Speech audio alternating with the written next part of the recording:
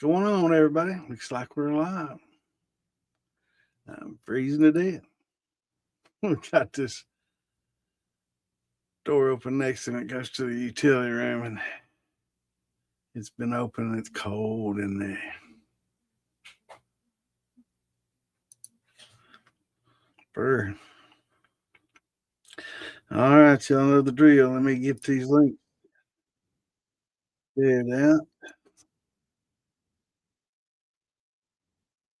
I'm live, babe. She doesn't know. She doesn't know. And then talk to herself.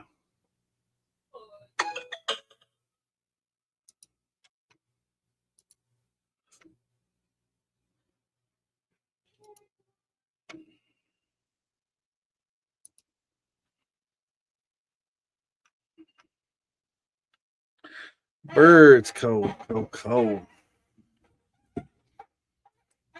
Got a noisy chair.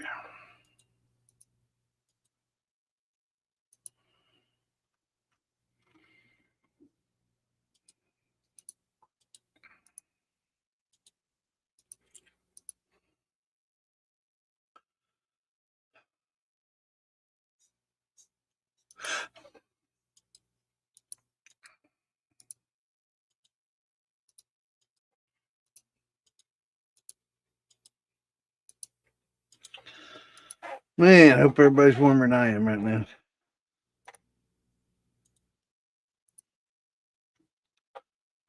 So cold here. Of course, it's probably warmer now than it has been in the past 2 weeks. Let me see what temp we got here.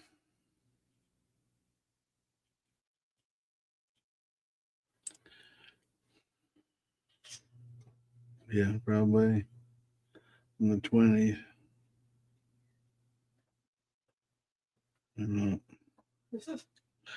Cold.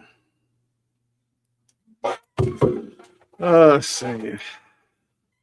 Let's share these links. What's going on, Clint? You can see here. I'll send you that link in a minute. Yeah. What's going on, Curtis? What's up, Cave Daddy? What's up, Death? What's going on, Chris? Yeah, Billy, what's up?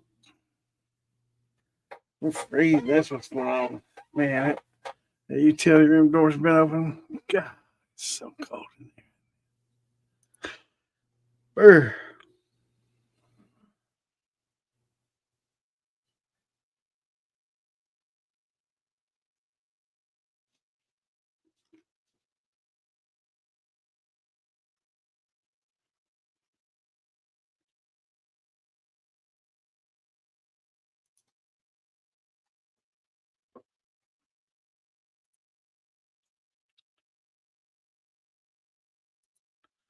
Okay, let's see. Let me share these links out of here.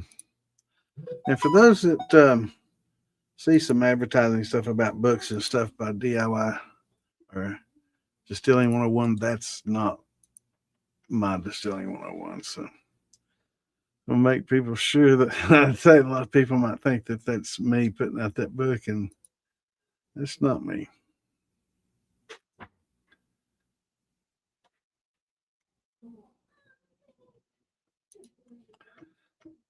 It's so cold.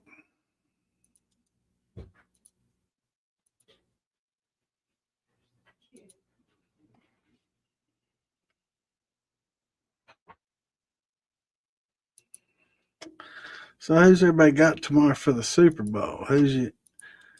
I know a lot of people will be like, I don't carry the team.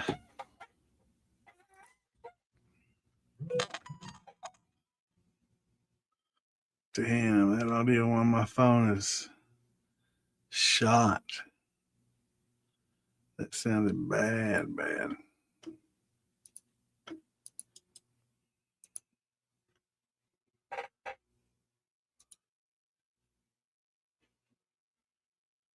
Sounded really bad. I'd like maybe Seattle to win just because the Hawks are New England's won so many times. Give somebody else a little time in the spotlight, maybe.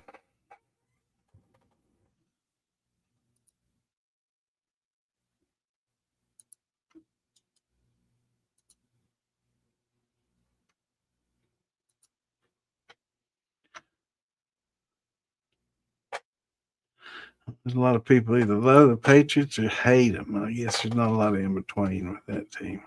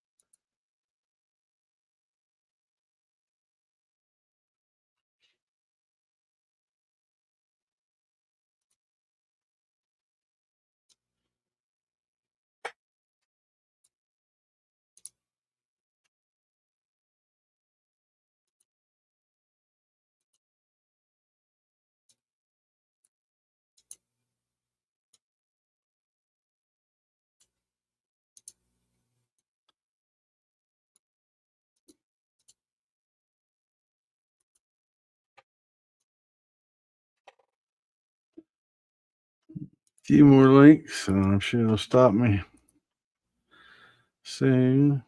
Well, they never know. One week it's one way, and next week it's different. So I'll just have to see.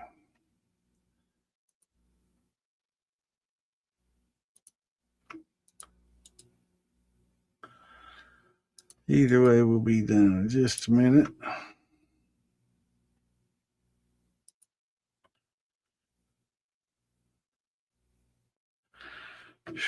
Man, I should have left that door. I am freezing sitting here.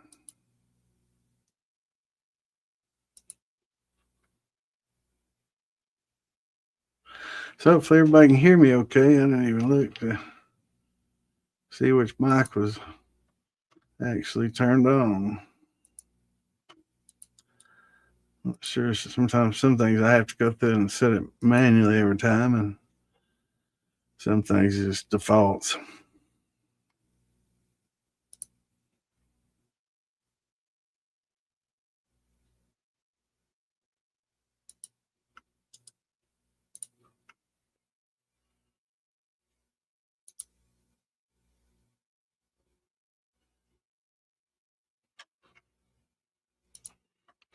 Well, it looks like it's gonna let me share it to just about everybody. That's nice.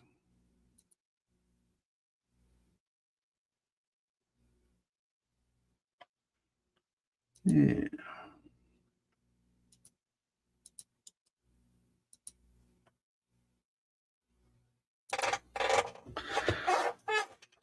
Whew.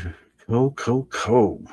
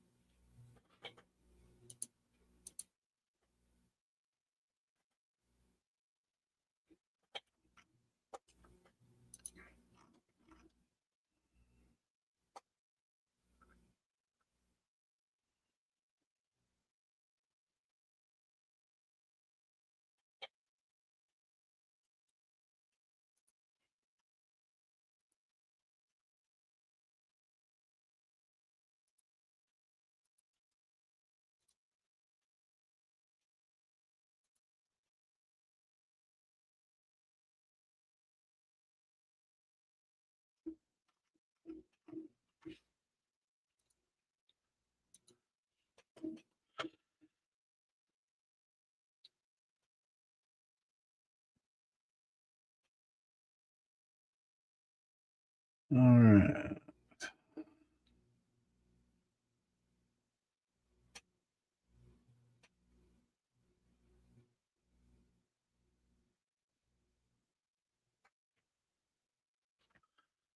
All right, now let's see here.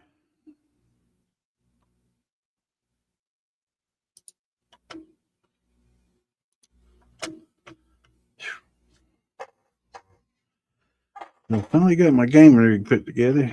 I was having issues with the memory. Oh, Sheen, if you're on here.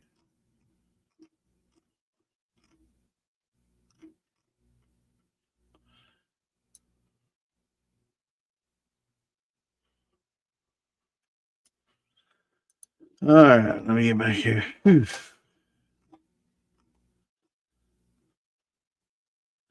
All right, let's see. Left off with Death. Let's see, Death and then Chris. Hillbilly. That's right. Left off Hillbilly.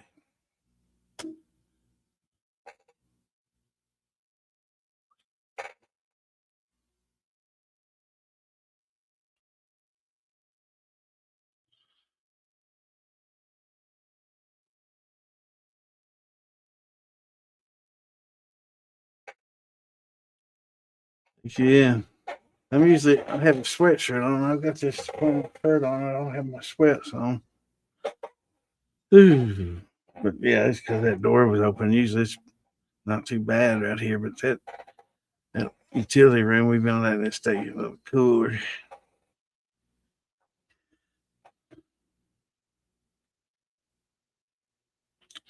Frozen drinks. Damn, that just make you chill inside.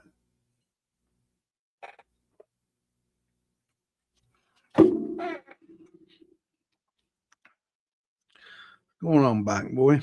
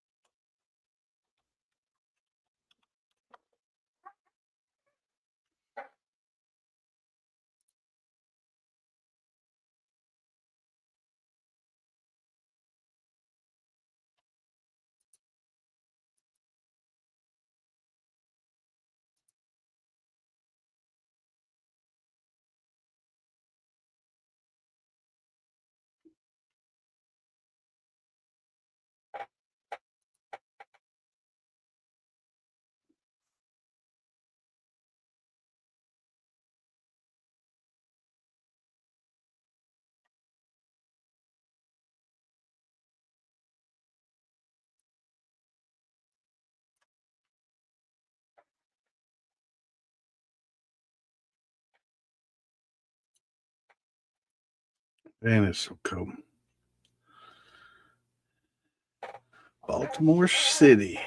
Now things over in Baltimore, Maryland. What's going on, Steven? Good to see you, brother. Yeah.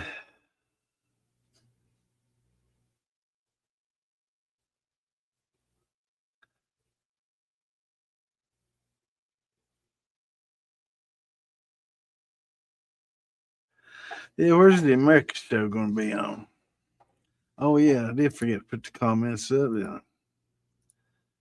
Yeah, I was in a big hurry tonight, man. After dinner, kind of dozed off. I woke up and it was 7:53, and I was moving as fast as I've moved in quite some time. I'm surprised I got everything. Oh yeah, I didn't check my audio. I guess everybody can hear me. I can see the little green lights, but I didn't check to see what microphone it defaulted to. No, it's went to this new mic. Man, this chair's getting so squeaky. You probably can't hear me over it. What's going on, Francis? Good to see you. Oh, she's busy tonight. I want to stop and show support. Appreciate you, brother.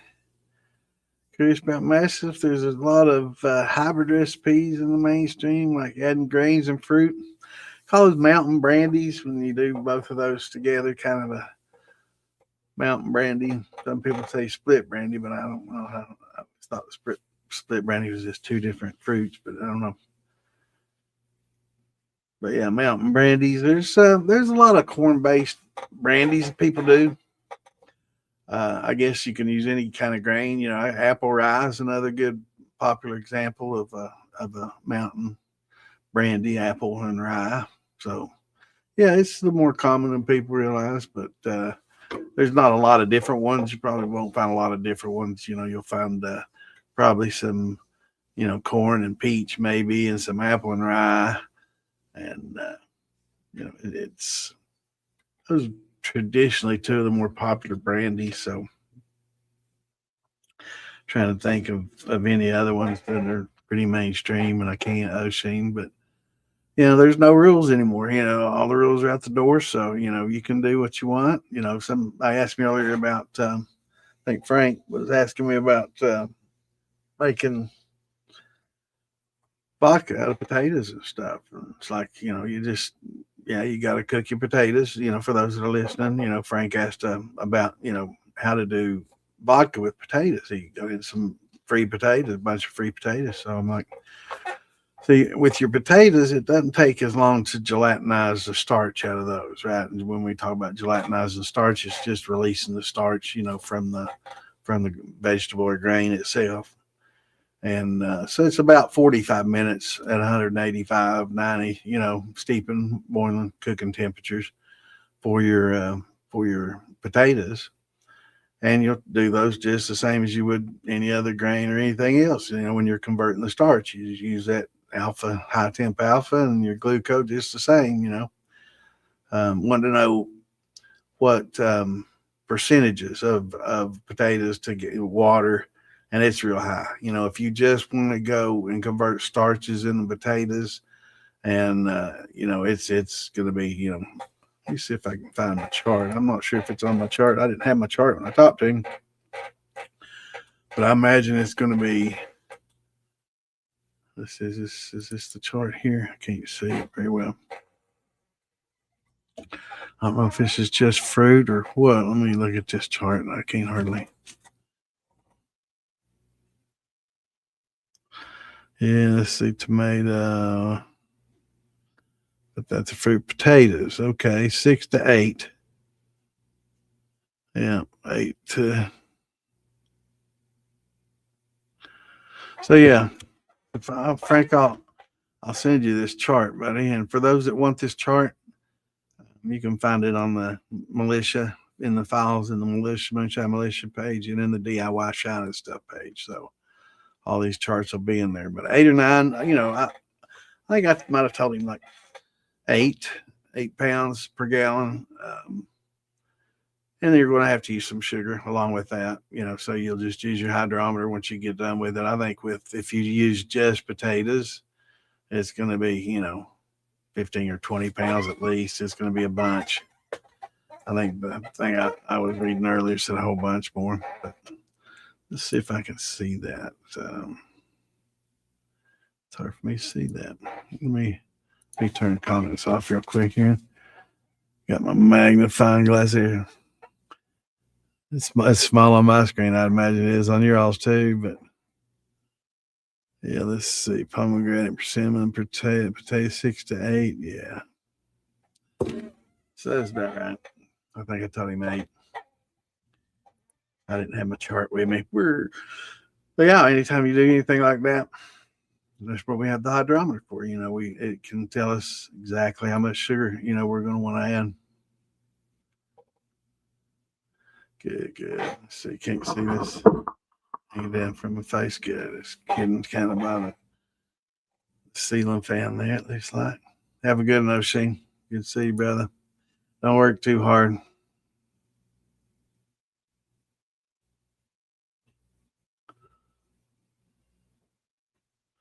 That's good. Good to hear, brother. I appreciate it. Yeah, I knew when some other people were having, trouble hearing me with the other microphone. I guess sometimes my voice gets a little lower and raspy, and I tend to get a little more quiet and mumble a lot. What's going on, Mikey? Good to see you, brother. What's going on, Mash Brothers? What's going on, Steven? Good to see you, bro. Got to buy a 200 amp breaker to replace the shine shack. 5,500 watt elements, huh? Yeah, a lot of times, are you using the breaker to turn it on and off? Because a lot of times, if you use the breaker for and you turn it on and off a lot with the breaker, they'll kind of wear down over time. If you use that kind of as a switch. Yeah, it's definitely cheaper to buy 150 or 200 breaker than it is like 100 or something special. They get expensive. What's going on, Tyler Ray? What's up? I got a wheat whisker brewing. That sounds good. Some good wheat whiskey. Oh, we don't have any specific topic tonight. We'll talk about what everybody talks about. We hopefully we'll get some questions and we can talk about the questions as people ask it. Hope that. Did you malt that wheat or in 100% wheat? That's gonna be some good liquor. I'm not run mine yet. I bought some for Christmas. I've got to build the SCR. If you do it, I think the SCR is the way to go. The PID is let me find the acronym. We talked about that last week.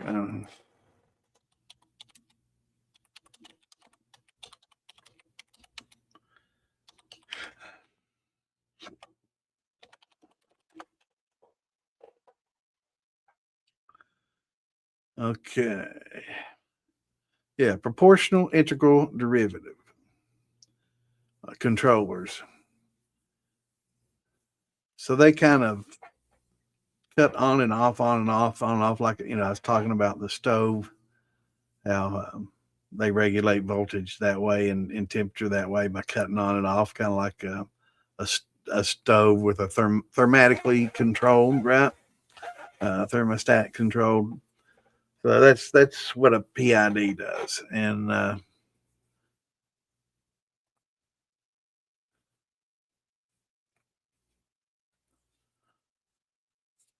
read a little bit about them. I've read about them before, but I've never used them, and I'm going to start. I've always been skeptical and always worried about the elements, the scorching, and having the whiskey that close to the heat. It's literally in the mash, so that was always a big concern of mine, and really worried about it, and so. According to everybody that uses them, once they use it, they'd never go back. And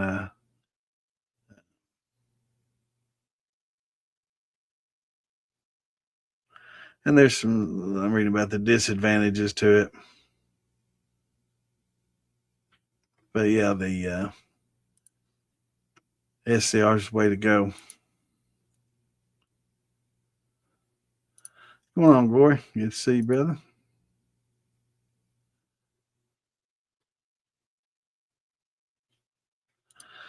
Come on, Beaker Dabs. What's up, Roy? Good to see you. I'm a little cold, brother. A little cold. I'm not gonna lie. A little chilly over here. We're warming up. We got that door shut now. We got the heater moved a little closer than usual. I don't have my sweatshirt on, so I'm a little cool. I'm just got a felt shirt on.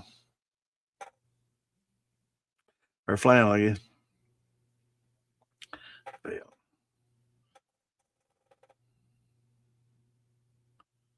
Yeah, we're supposed to get back up into the 60s this week, but it's going to get cold again after that. It's just a day or two. We'll go from 21 day to 60 the next, and I was talking to somebody about that earlier. It's like that right there is exactly why they like aging whiskey in Kentucky, because it can be 21 days, 60 the next, back to 20 the next day, and man, it's cold.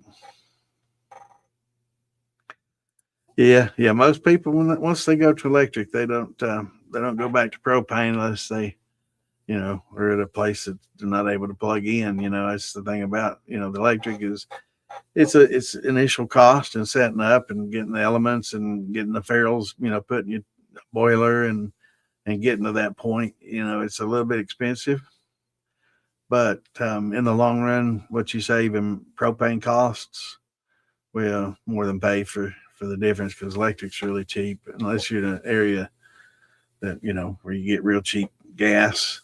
You could run on natural gas instead of propane, and electric's cheap. You get on a rural electric or something somewhere that might be kind of reversed, but for the most part, most people, it's electric's going to be a fraction of what the propane costs are. What's going on, Evan? Good to see you, brother. Yeah, I might have to have me a little horse. Oh Lord, I forgot I had to mention my internet went down, and I had to, I guess, upgraded my internet for the same price. So that was nice. So I got the fiber here. We got fiber available where I'm at, and for the same price, I could go to 2 gig from 1 gig. I guess T-Mobile took over or bought out MetroNet here, or working with them, partnering with them. So I had 1 gig net, and so I upgraded to the 2 gig for the same price, and I got the price locked in for 10 years. So that's good, because they always change the price. Most everybody out there, they get you in at that introductory offer, and then they start jacking up. Next thing you know, you're paying $100 a month, So I was really not stoked to see that I'm going to only be paying $70-some a month, but I need to go get that jar I hid. Should be good and cold.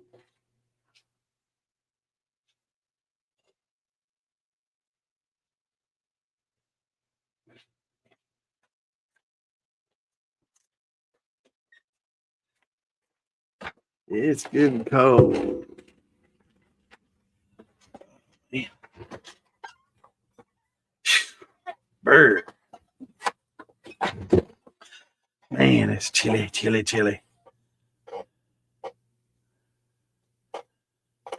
Awesome. You'll love that, man. That's a nice setup right there now. 20 gallon. Hell yeah. You should go ahead and probably order you an element and a controller and get to work. So I don't know if he includes that in some of those or not, but I'd tell him to put me at least put you a 2-inch ferrule in the bottom for upgrading it in the future. If you haven't done it, if you hadn't shipped it yet, he probably added on there for not a whole lot more, and it'll get you ready to go electric if you ever decide to. Like we were just talking about, it's a lot cheaper than propane, and everybody swears by it, and everybody that does it, I've tasted a lot of liquor made with it, and it's not scorched, and it doesn't have that bad flavor like I was afraid it would. So it's gonna be all right. Yeah, they are, man. You get a little old, man, after you eat. I'm like a big old hog, man. I got Ann all cuddled up next to me, got a little blanket, watching TV. Shit, I'm sawing logs in no time, man. That's my happy place. What's going on, Tyler? Yeah, we just got finished done eating a Scotch stew. That sounds good. Drink the Scotch stew. Fill a little Scotch in it. I know what you're talking about. But yeah, we watched. I don't know if y'all remember Fallen Skies, an old science fiction series, 5 seasons. Like long. We just got finished watching that. We kind of binge watched it.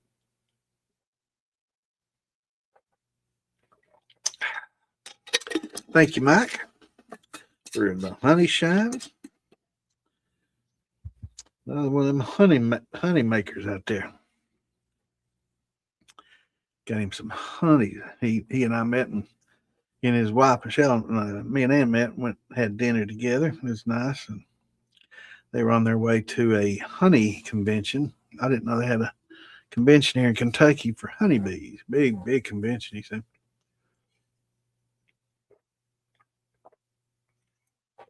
They have it in Louisville every year. I guess they moved it from somewhere else to Louisville this year, or maybe in recent years. Back on February, I made my spice. Yeah, I remember somebody were talking about cranberry corn. 130 proof. That sounds like a perfect proof to me, man. Did you proof it down any, or a lot of people don't like it up at that hot, that warm. I don't mind 130. That's about my upper limits. I'll drink more and higher, but it's just sipping it, But a lot of things I'll leave at a 130. My grappa I left at 130. Man, it was so smooth at 130. It tasted like you was drinking 100, like honey. I mean, it tastes like you was drinking 100 proof, and it was 130. Man, it was kind of dangerous. Kind of dangerous. Heating up the still as we speak. I like to hear that. I'm just heating up my innards as that honey goes down. That's just what the doctor ordered. Thank you. Thank you. Clint ran 25 gallons this afternoon.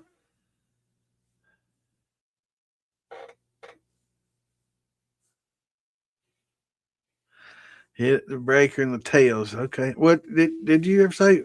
So do you turn it on and off using the breaker, or I know some people use the breaker to cut theirs on and off with, and probably be a good idea to, if you can find a rheostat, to turn it on and off, and that way you can adjust the power, up and down. I guess that's pretty much what the SCR does, though. It's basically a high priced, high power rheostat that allows you just to dial in and out the power and adjust the power instead of thermostatically controlling it. It you just adjust it, and that's the way my stove is, my old stovetop. So I guess it's got an SCR power controller in it instead of a PAD.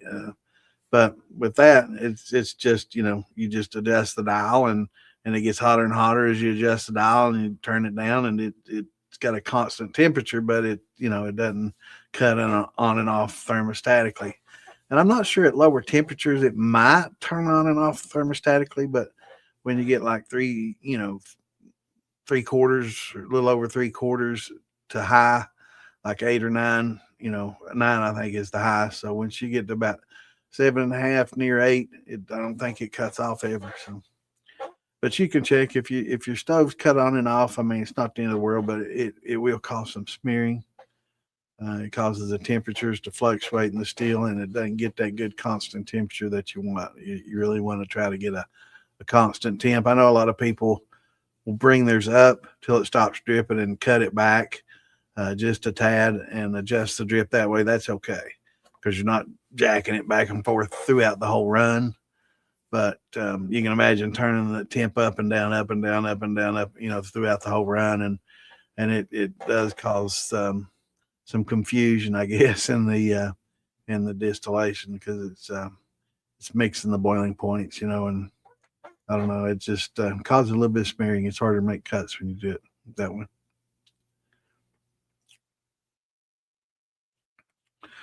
Corn and peach, yeah, that's fairly common. Corn and strawberry, yeah, and apple.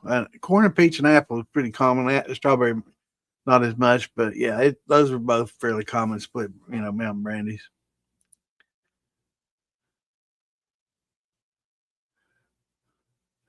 It's not bad. It's probably no harder than doing like a all wheat for sure, Um, but it settles out. The potato flakes settle out. If you're using flakes, you don't have to gelatinize it, right? So if you're using the flakes, you can just bring it up to whatever temp the alpha amylase calls for and use it. You don't have to worry about gelatinizing it for 45 minutes. Potatoes will gelatinize pretty quickly, but they have what's called a restrictive starch in them.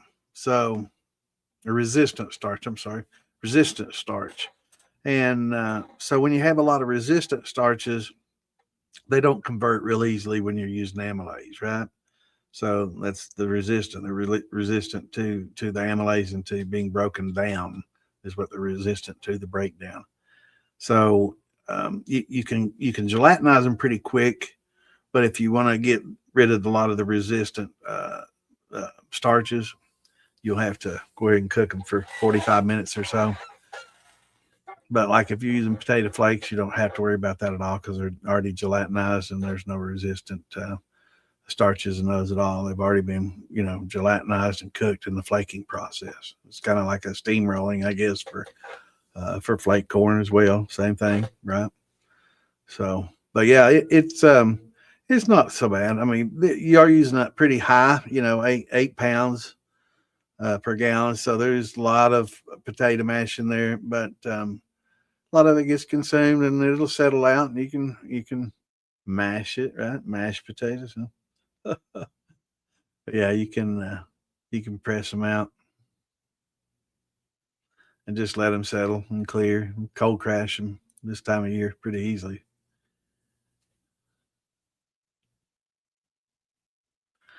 Been gaming. We've been playing. Have you tried out the Arc Raiders? Been to Spernanza? I know. I think Warzone new season started yesterday or day before. I haven't. I played the first week of last season and kind of gave up. It's still too much cheating going on in there. It's too frustrating for me. I get pretty fired up when I know people are cheating and I spectating them and they're wall hacking and aimbotting, and it's like, but yeah, I'm having fun with the Arc Raiders. Going on, Wayne? Good to see you, brother. Hope y'all are doing good. Looking forward to seeing you, Amanda, again. Y'all, are you and Amanda doing another show this month, or who you got with you this month, Wayne? Need to get Wayne on there more than once a month, Faux show.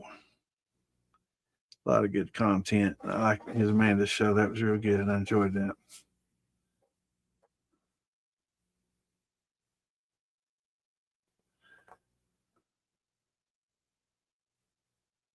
Runs a bit low. That sounds good.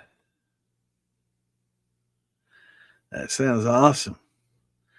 I'm looking for a good pizza dough recipe. I'm looking for one for Ann. I should say. I'm looking for Ann a good pizza dough recipe. So we can make us some homemade pizzas. She makes some of the best sauces and marinaras. And I'm like, well, this throw some, we got tons of cheese. We get great deals on cheese. So I'm like, why don't we start making our own pizza?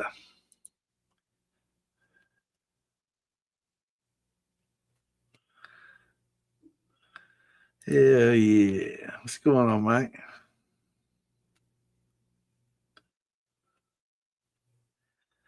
It's Saturday night, man. I think I'll have one with you, brother. It warmed me up pretty good.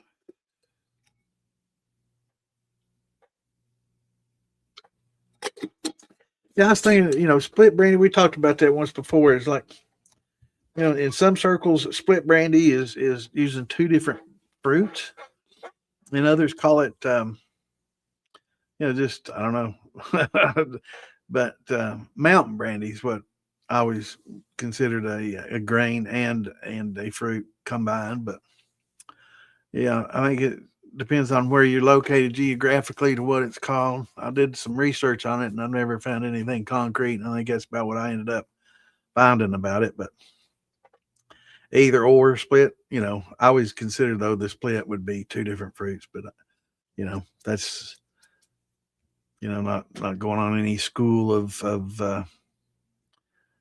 just what it was called back in the day. Split brandy, split between two different fruits, and then the mountain brandy was grain and fruit. But either or, I like them.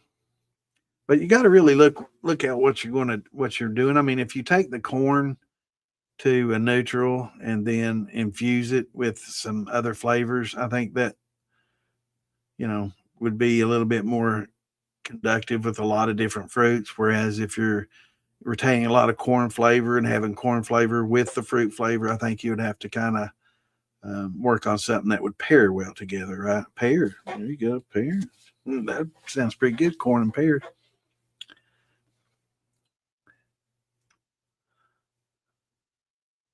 Come on, Chris. Good to see you, brother.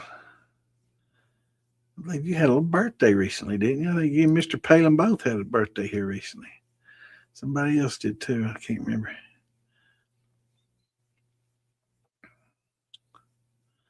355s, 2 controllers. Off and on and off switch. That's interesting. So you just go straight in 120, huh? Is it a 120 or 220? I'd be afraid I'd burn it up.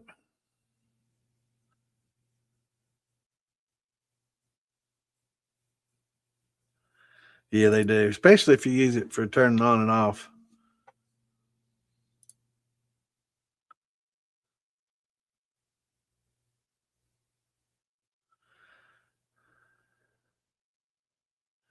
And that's fine as long as you got wire. You know, the main thing is using the right wire and the right type of wire. You know, I made a little post on that earlier. Some of the some of the wiring is really, you got to stay pretty close to the rating.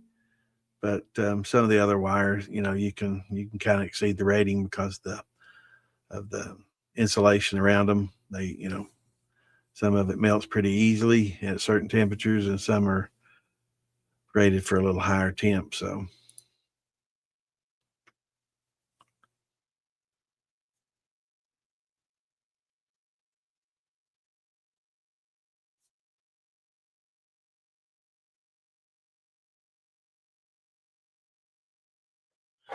that sounds good, brother.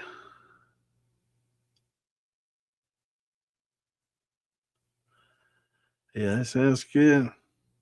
Yeah, I posted a little thing on rice the other day. Soju.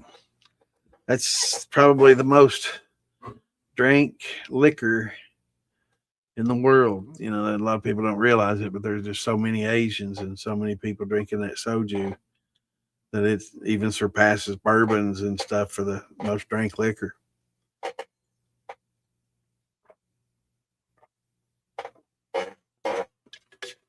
Beating out even vodkas and stuff. So that's pretty wild. But it makes sense, you know. I think I posted a little video of somebody making some soju. You still propane, man? Yeah, I'm propane and stove. It depends on the time of year. If I'm outside, it's propane. If I'm inside, like, you know, it's cold right now, I'm definitely stovetop. But my new stove, well, that's not new. The stove I got from my sister's after she passed away. One of her elements and stuff's going out, so I can't hardly do anything on it. I'm so stupid. It's like, man, I can't use this when my front element's out. And of course, there's a left side element, you know, sitting there. And I always thought that the right side one was a higher wattage because that's the way it is on my old stove. And no, so I'm either going to have to replace the element or put my old stove back up there.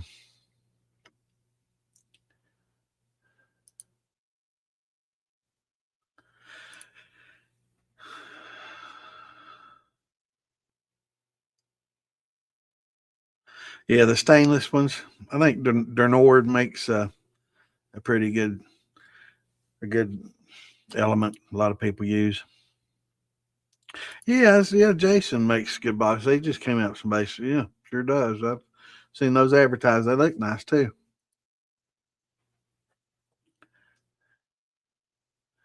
20-gallon batch. It's just a handful. I mean, I'd say the ball that I throw in there is probably about the size of a softball wrapped up in cheesecloth. And that should do 20, 30 gallons. No problem. You know, a couple handfuls.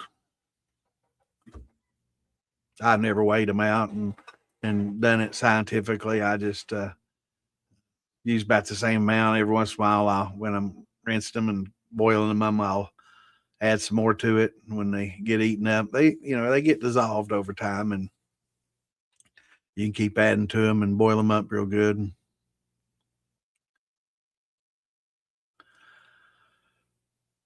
4,000 watt, it would. I mean, it's just a time thing when you get to, a lot of people do that. And when you do, make sure you just run it to different branches, right? You have to run the extension cord, I guess. Just make sure it's on different branches of your box, right? And not on the same breaker. Uh, but yeah, I think a lot of people do that. Yeah. Yeah. It'll be a little slower, but it's just a time thing. it'll work just fine, good low and slow, but it'll just take a little bit longer, especially on the heat up. But that'll work just fine. A lot of people have to do it. You know, they don't have the ability. A lot of people do it. You know, they'll sit that thing right on their clothes dryer, right, and just plug in behind the clothes dryer and run it right on top of the clothes dryer. I guess you know that mantle will handle the heat, and and some people have it wired to go outside. A lot of people don't want to do the steel inside, and that makes solid sense. You know, the only time I do it's when I'm in the kitchen, but yeah, if you do it inside, make sure you have a fire extinguisher rated for alcohol or that kind of fuel, because it come in handy. Hopefully, you never have to use it, but sometimes you do. So you started out on electric. Ah, that's great. So got Wayne here, knowledgeable. So he's not fond of the electric. I've always been worried about it. You know, that's why I've been hesitant to use it. Um, I'm always worried about the scorching. Now, is it a flavor thing for you, Wayne, or just not convenient, or what?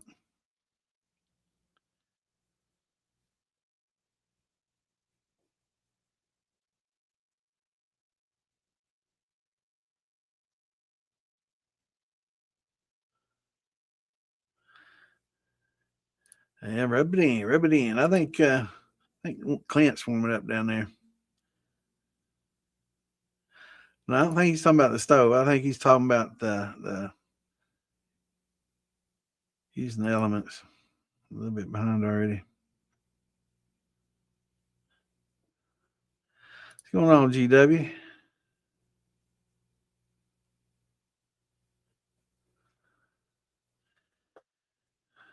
Yeah, use T-Mobile. Yeah, they do, and they've gone into the fiber internet. So if you get, I guess I'm gonna have to talk to them. Maybe if I get the fiber internet, I can get my cell phone bill down a little bit. But they've got a thing now going on, and I'm advertising for them, I guess. And if you want to tell them that I sent you, that'll work.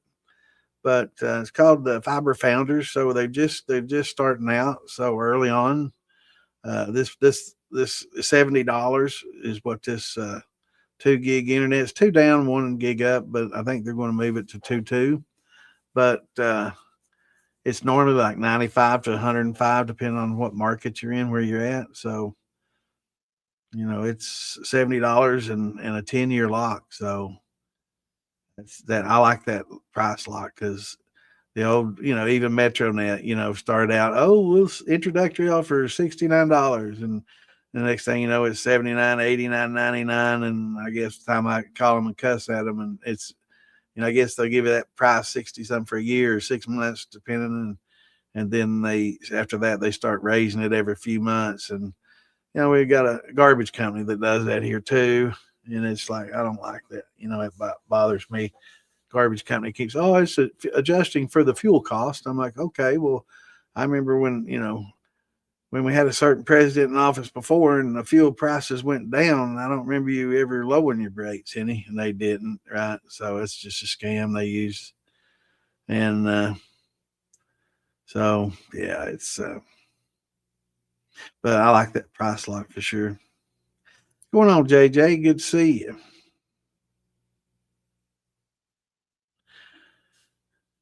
You did get the SCR? Awesome, awesome.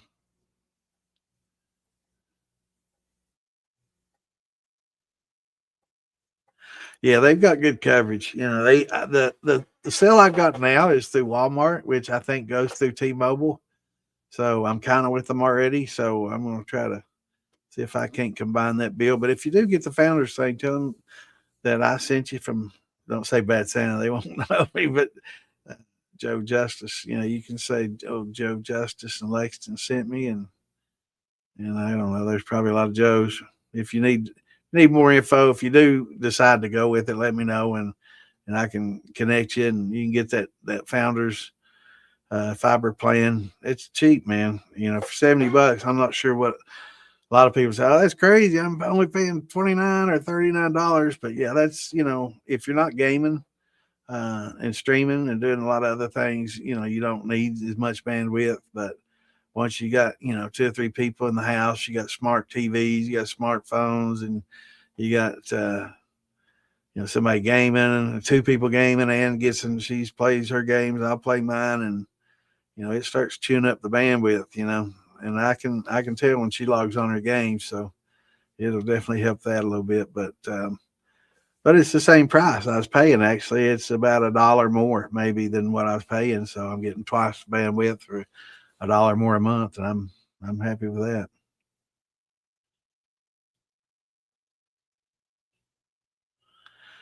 Salmon cowboy beans. That sounds good.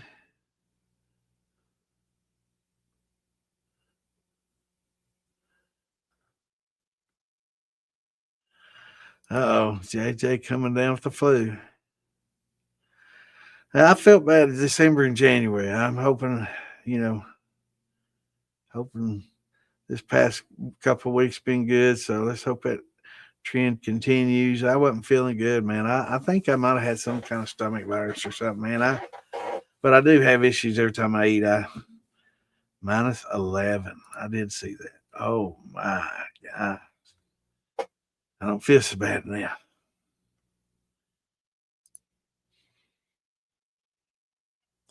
Hope you're feeling better, brother. Yeah, we got in the 20s today here too, JJ. 5 pounds of cornmeal, 5 pounds of sugar, 1 pound of oats. Sounds good to me, brother. I used cornmeal and sugar for a long time, man. It makes good shine. I don't care what anybody says. It's not as good as converting the grains, but it was awful easy to do. It didn't have you know, deal with the enzymes and the conversions and the steeping, and it was just quick and easy. But I will say, once you start doing the grain conversions, and it's a little bit smoother.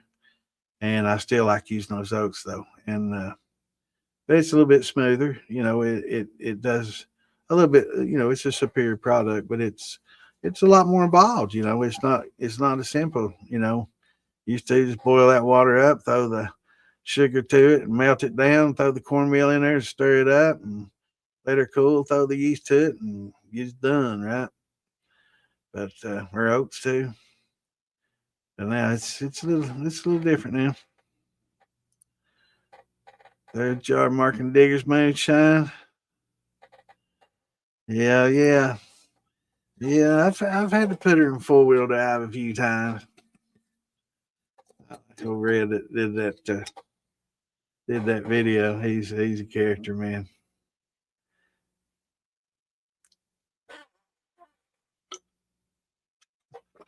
He was on the show a few times too, if I'm not mistaken. Or Red was. He's a pretty good fella. I met him at Beattyville and met him a few times since, and we sit and talk and shared a few drinks. A good guy.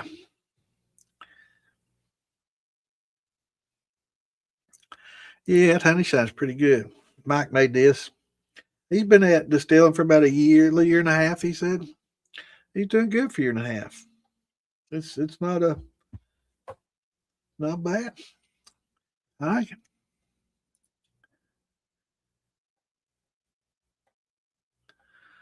Yeah, I understand what you mean, brother. I know. There's been a few times I felt so bad, man. I about crawling up to this computer, and it's like, I don't know, man. I don't know if I can go live tonight or not.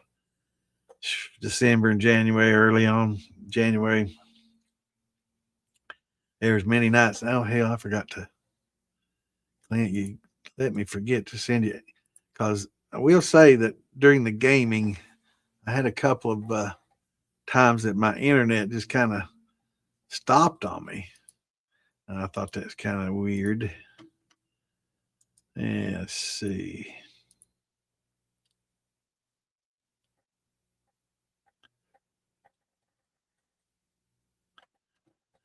Yeah. There, I sent you that link in case something goes bad. What's going on, Gary? Good to see you, brother. Now you made it in here early. All right, all right. 130 is good, pretty good proof for us old drinkers.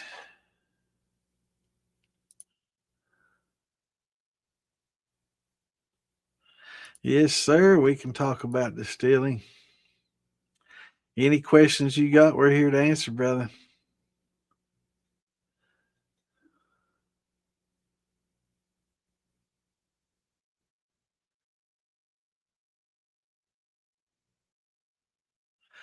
Yeah, and if you get like natural Alfredo, he does the bamboo shine, and that bamboo is high in glycerols, right? And there's a lot of vegetables and stuff, and that's naturally, that has a lot of glycerol. So if you're getting your glycerin from vegetable glycerols, that's a lot of times why some liquors are smoother than like a sugar, but because that a lot of them contain these glycerols, um,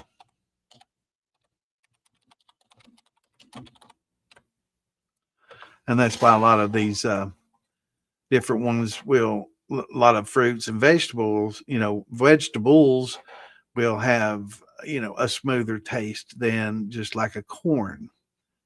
Um,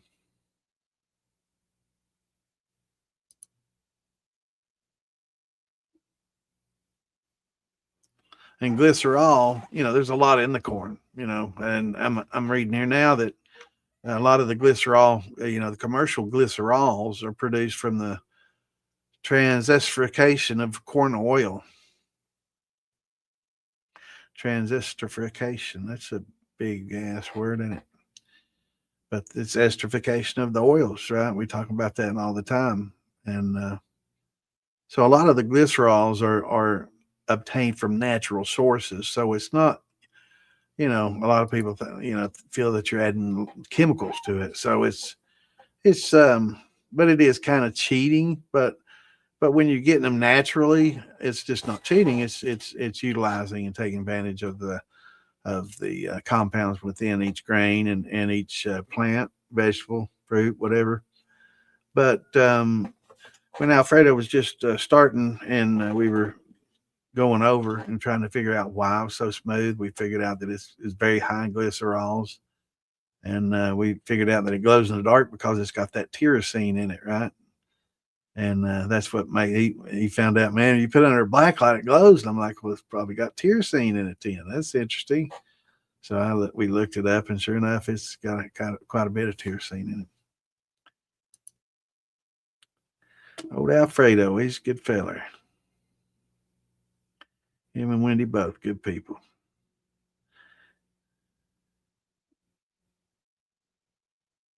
Hey, no problem, brother. Hey, you're just here to talk and chat, and if people have questions, that's what we're here for. Really, is to answer questions, and sometimes we'll pick a topic and we'll talk about certain things. And I guess we probably should that way. When we don't have a lot of questions, we can kind of at least keep it on topic. And because a lot of people, they don't want to sit here and listen to us him haul about who's going to hit the Super Bowl. Some people care less about that. They're here to talk about distilling, and I get it, brother. So we try to stay on topic as best we can. But I won't let it get political or religious. I draw the line there. I try to keep away from all that. And we at Christmas we got rid of all the Mary Jane talk. Everybody wanted to talk about that for some reason around Christmas time. Corn and apple, yeah, I'd say it's a good combo. Yeah, apple and peach, probably the most split brandy. I guess you could do a lot of. A lot of people do a lot. Apple rye is another one.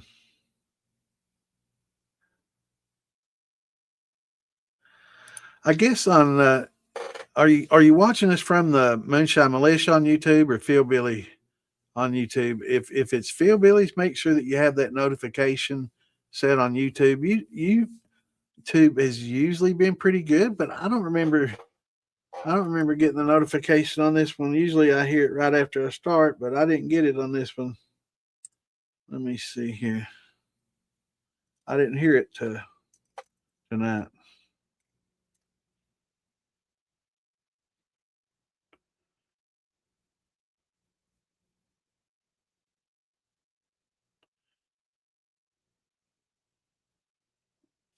Right there it is.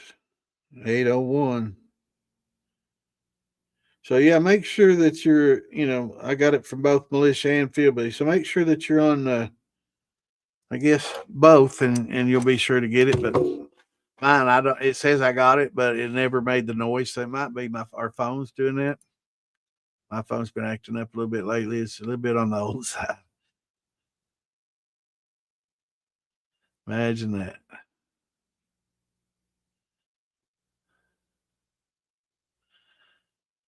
Out the man cave, distillery, fishing tackle store, wife's in bed. Don't wake the bear. That's right. That sounds good. 3 20-gallon barrels, airlocked and going. I like it. I like it. I need to get some going too. It's so cold in that utility room. I hate thought of having to heat it. I could probably about buy the liquor for what it would take to heat it up. In there, it's cold right now. But once temps get up in the 50s and above, I'll get started back again. It's just too damn cold. It's hard for me to. What one good thing about the cold, you got plenty of cold water. You just put that reservoir outside and just recirculate, man. It'll get cold by the time hot water gets back to it. It'll be cold again. Consistency, they do it to make it smoother, for smoothness, to make it a little less hot and a little smoother and easier to drink. And tiptoeing there. 25 gallons, some awesome raspberry wine. Awesome, brother.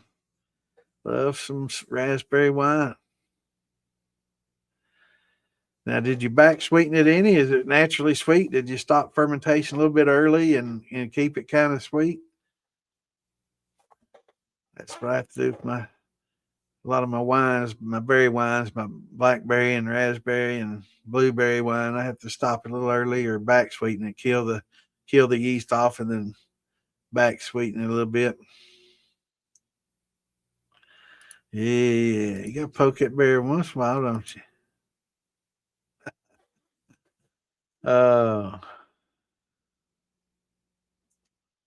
Ring a bell. Here we go. We ain't ring that bell in a while, have we? Did it come out all right? No, I'm all right. They don't want to see my titties. I'll be all right. I'm warming up now. Just make sure you shut that door when you're done.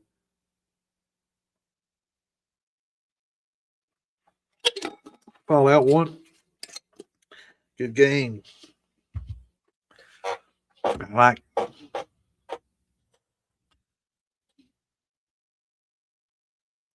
They've got a new one coming out, don't they? Or it might have just come out.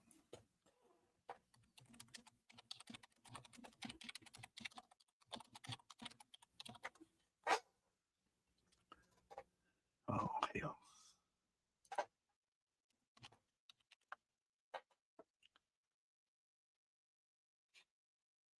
Yeah, Fallout 4. February 24th. So, yeah, later this month. I was thinking it was sooner than that, but yeah.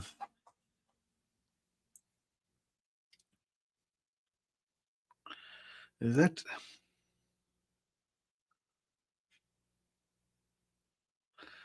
anniversary edition?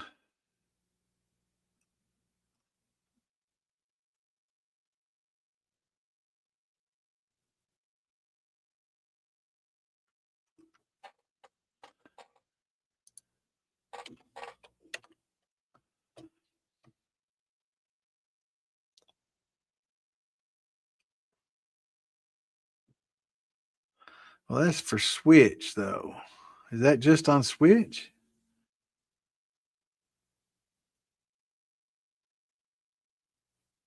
Oh, so it came out in 2025. Okay, that's what I was thinking, man, that doesn't sound right. So they're putting it on Switch. And Fallout 4 did come out this past year. And I guess 2030 for Fallout 5. So it'll be a while. I have to wait 4 years on that. So 2025 Fallout. I was thinking I hadn't played it. But I knew it was. When did it come out? Yeah, I'm ready. It's one of those who cares games. I'd rather see Seattle win. I've seen Patriots win so many. I'd like to see somebody else win. Yeah, when you hit that bell on YouTube, hit that bell. We'll do a shot. Yeah, you definitely for amylase for your potato shine. Yeah. Now your potatoes will gelatinize quicker than corn will, so it doesn't take as long. But like I was saying, 45 minutes to cook the corn, and it'll fully gelatinize. It'll gelatinize a little sooner, but it's got resistant starches in it. And if you want to get rid of all those resistant starches, you got to cook them down. And when you cook it for 45 minutes at 185, 90 steep or cook steep, preferably, um, then you'll be good to go. And then add your high temp and wait for the glucose and add it whatever the label says later. Yep, just like any other.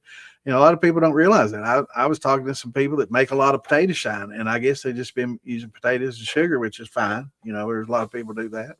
Nothing wrong with it. But I'm like, yeah, you can probably cut back on your sugar a little bit if you use amylase. And they're like, really? And I'm like, yeah, you can convert those starches just like any starches. It's not just for corn and grains, and unmalted grains. It's for any starch out there, whether it's tapioca or sweet potatoes, regular potatoes, uh, yeah, add that amylase in there and break those starches up and use them. And then that way you can add less sugar and get a little bit smoother vodka.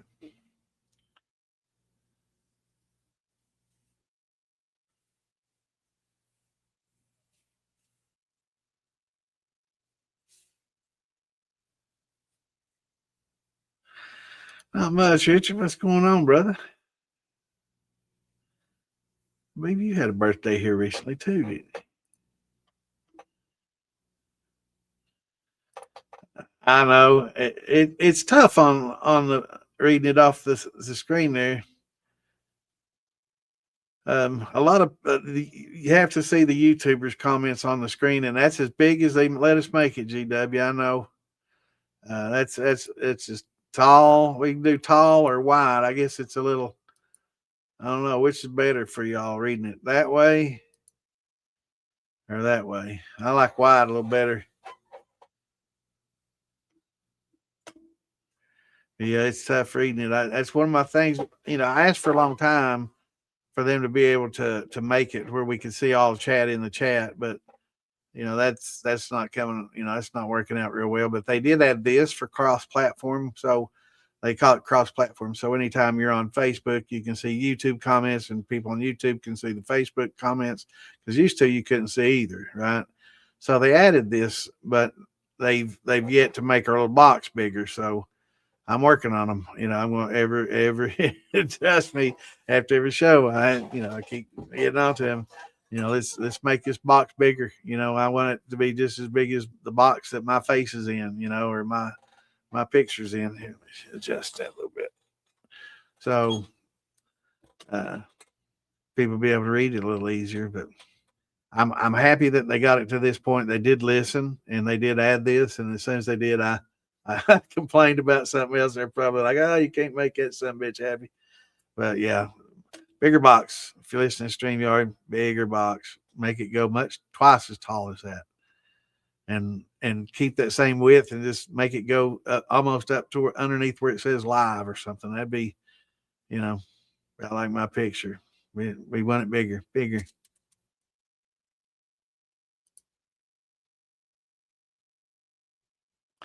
Yeah, somebody was asking me too. They were thinking about using instead of just regular sugar with their potatoes. They were asking me how many pounds, right, Frank? And so you can use whatever pounds that you want, right? You can make your own recipe. That's why we have a hydrometer. So we can use whatever pounds we have and whatever, you know, more of course that you use, the more flavor you're going to retain, just like fruits. But if it gets pretty tight, and of course, there gets to a point when it's going to be hard to clear, right? You just got a lot of potato there and a lot of liquid with it. Um, yeah, it's going to be a little tougher to separate. So Um, but yeah, you add sugar until your hydrometer, so if you just don't have enough and you want to use about 4 pounds of potatoes per gallon, then use 4 pounds per gallon, convert what you got, what you can. I would recommend probably doing it 4 pounds per half gallon. And then after you convert, you can add your hot water and sugar right together, melt you some sugar down in some hot water and add that to it and use your hydrometer and kind of get it to where you want it. 1070, 1080, or 60, 70, 80. I like 70. That's pretty good all around number to hit.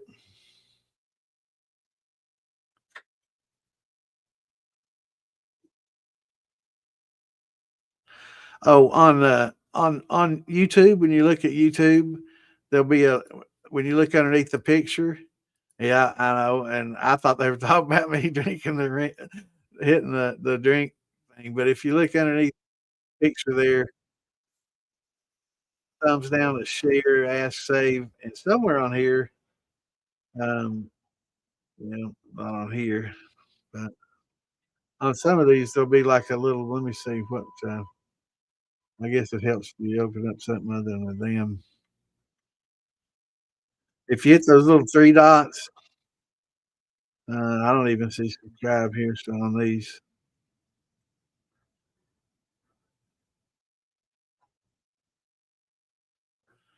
Yeah, let me find one.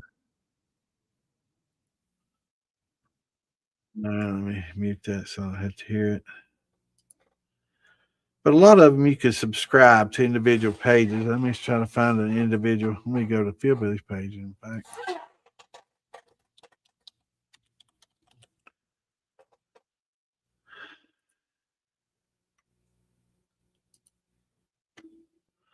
So when you go to somebody's page, like Philbilly Moonshine, and you're on their page, you can see where it's got a little bell, and right underneath the name, it's got a little bell that says subscribe, and it's got a little down thing you can subscribe and unsubscribe, and you can have it where you can get notifications or not.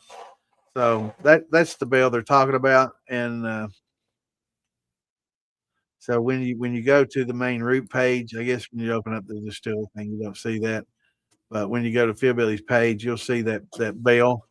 Oh yeah, there it is. Okay, at the very bottom left where it says Distilling 101 and Distillers Chat Q&A, and it says Philbilly Moonshine, and you see a little bell right next to it. Hit that bell and subscribe, and you'll be able to get notifications every time we have a show, and every time Philbilly does something, it'll send you a little ding. It'll just go ding on your phone, and it'll send you a little message that we got a live going, or he's got something going on. One of his recipes that he does a lot of different recipes and stuff.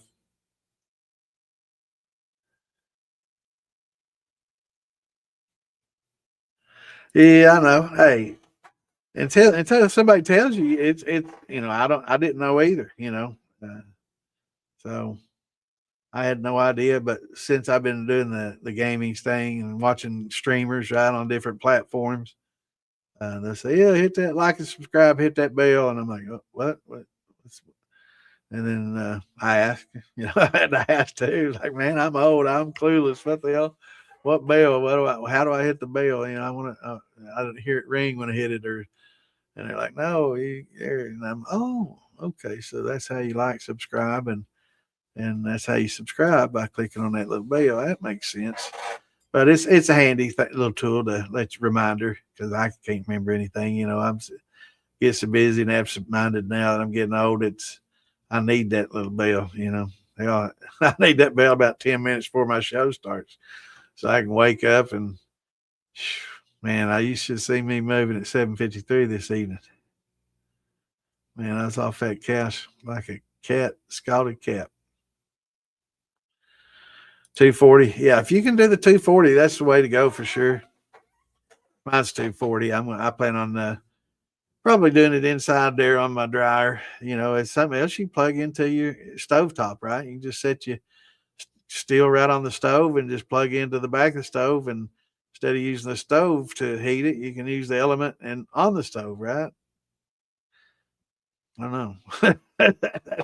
kind of, but be kind of easy. But it does heat up pretty quickly, and I eventually I probably outside where my heat pump is, my compressor and everything outside. There's a little box out there, and I got pull, so we got a little heater box and that box and pull under the water lights and a lot of that stuff that goes in the pump and everything. So there's a little breaker box out there that I'll probably increase the size of and go ahead and put in a 200 amp there and pull some new wire to it, and that, or maybe in the garage. I don't know. I'm definitely going to do it in the garage because I got a welder and stuff that I want to connect, and a little plasma cutter that I want to connect in there.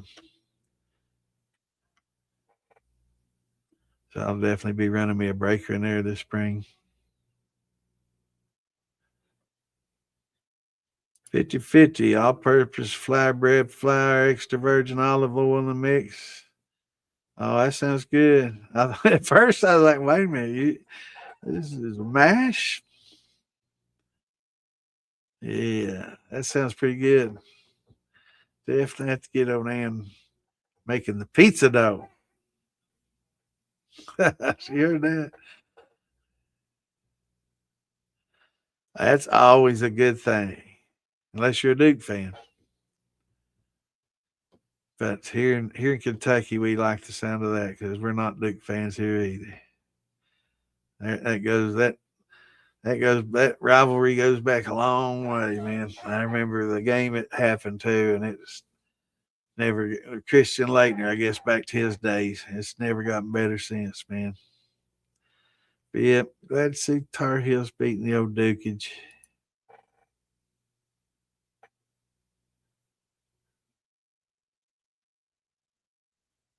Yeah, a lot of people do that. They'll use two elements at once, and then once you get it to the desired temp, around 198, 96, 98, something like that, you can cut it back and just use that one element to maintain that temperature.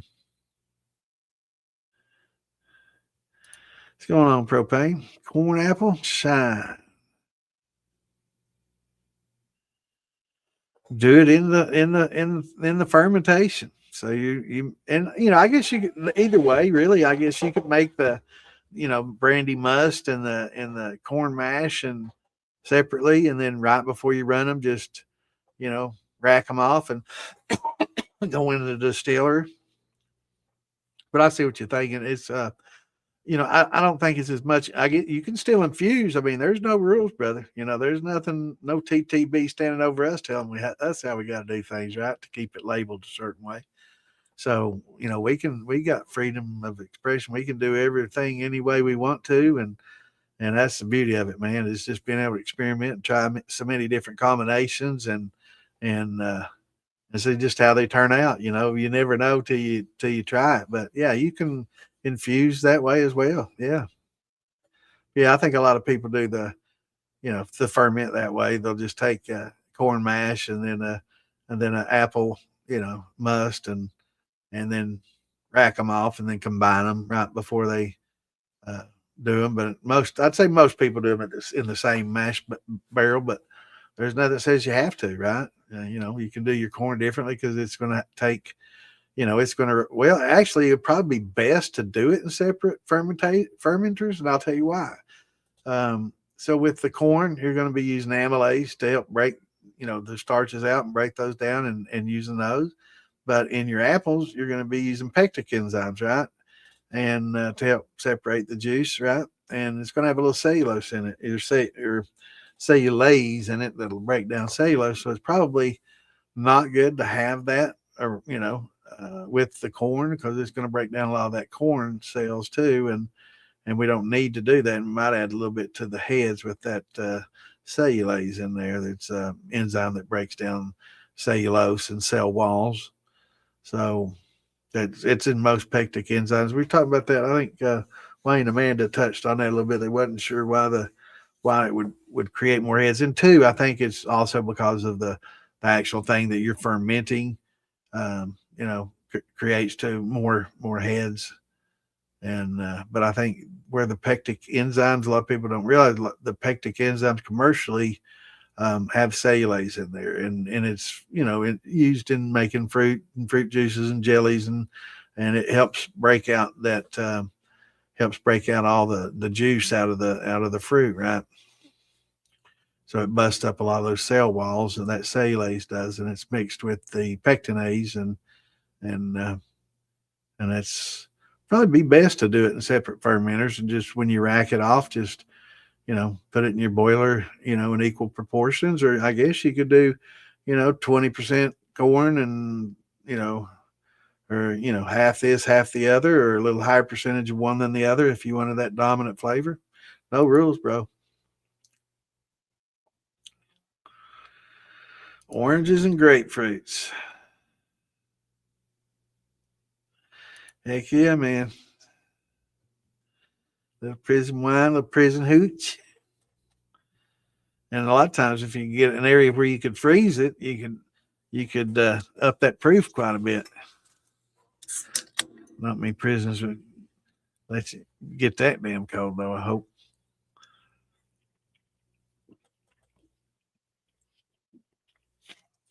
But if you could set it in a bucket outside and you had somebody working in the kitchen or something, they could set it outside and let it freeze and throw that ice out and save that wine. Definitely would. 8 2-wire, that'd be good.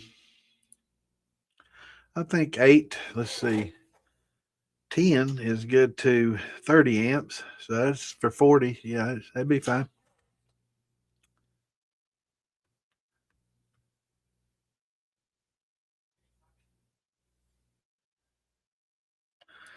I hope you get feeling better, brother. I know the feeling, man.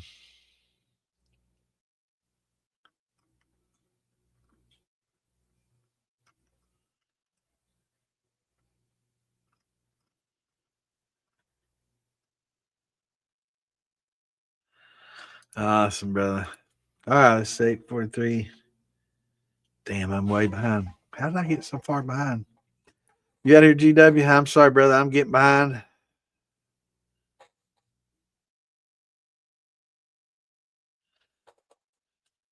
Later, brother. Be careful. I got behind.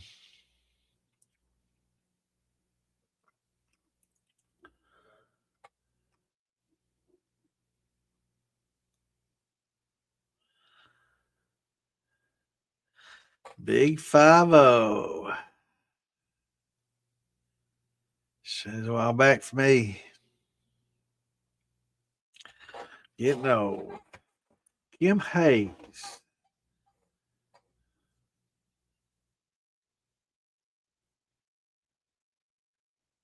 I cut it down to 80. Current proof is 100, 110.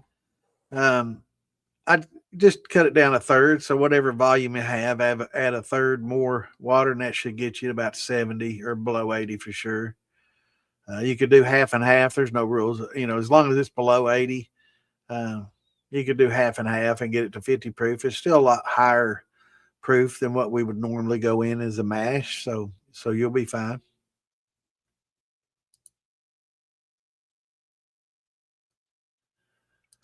Comcastic, that's good. Hey, it's hit and miss. I mean, every one of them's good and bad. It just depends on where you are. I've heard people moan and groan about their Comcast and it's horrible, and other people, man, ours is great. It never goes out, get great speed. So it's just like McDonald's or Wendy's or Burger King. They vary depending on where you at. Different ones for different places.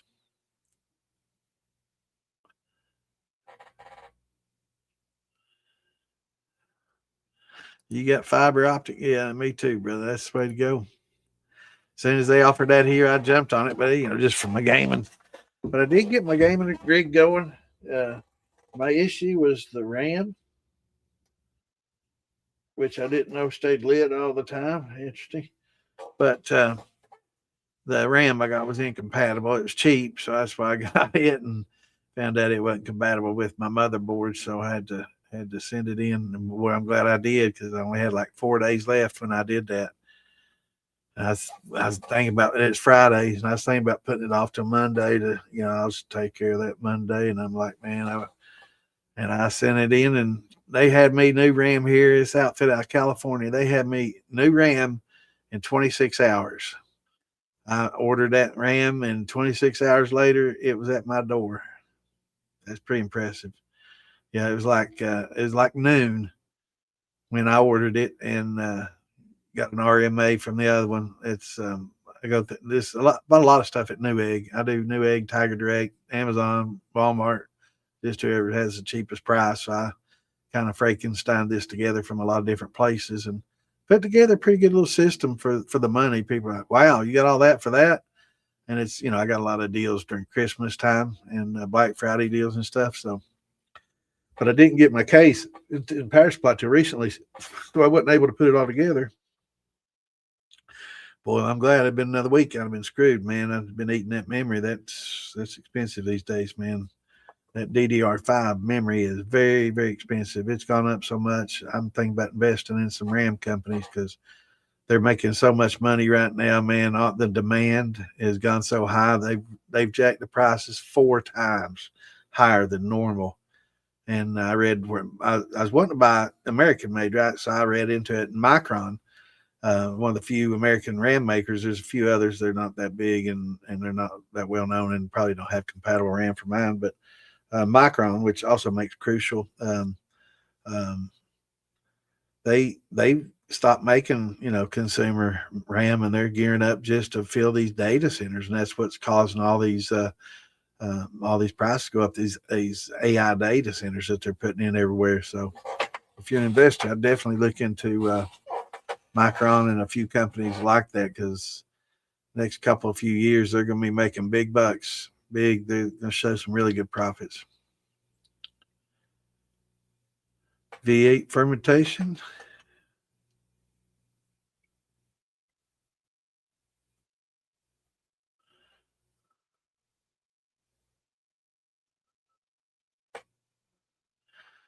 Yeah, I wouldn't. I would never throw anything out unless it, you know, unless it gets some bad bacteria, right? Some toxin.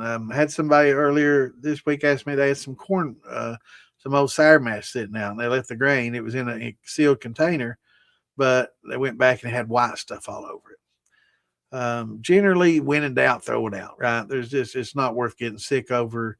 It's just a $20 mash, right? That's not that much corn in there, and it's spent pretty much as when you're doing it as a sour mashing anyway. So you got most of your use out of that corn.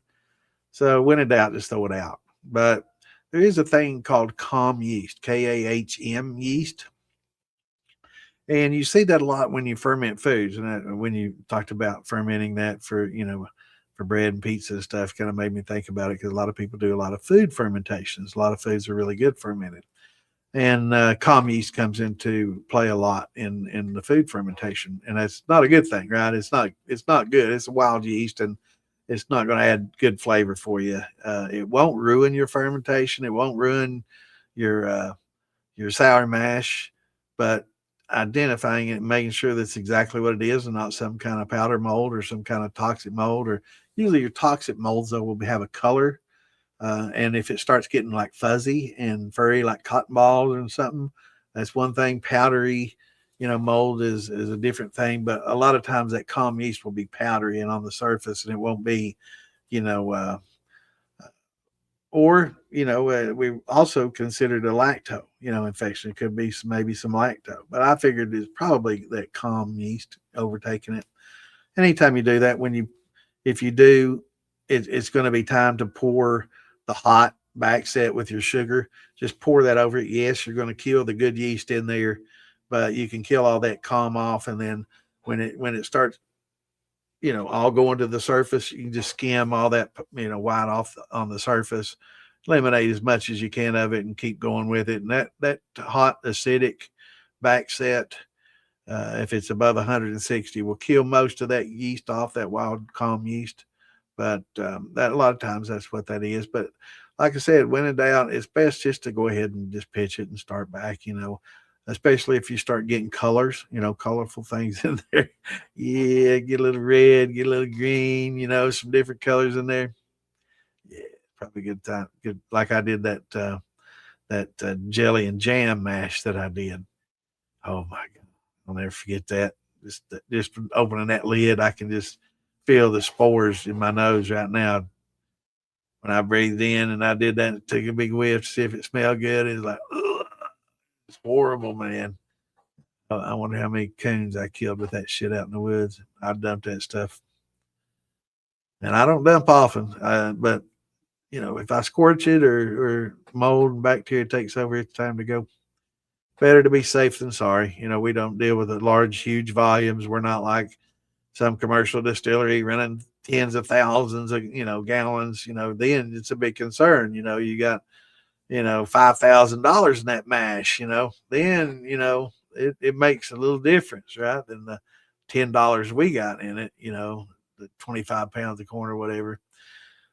So or a 50-pound bag of corn. So yeah, it's a little different.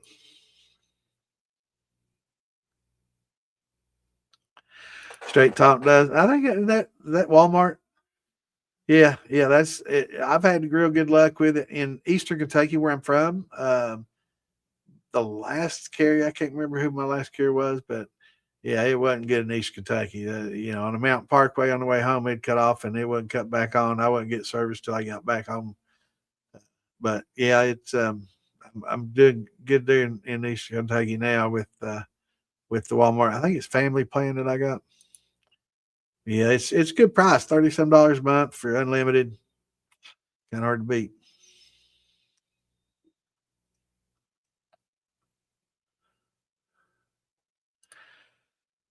How far do I run my tails down? I run them down to about 10%, which is about 20 proof, and after that, around 4%, it doesn't get 8 proof, it doesn't get any better, because of the azeotrope.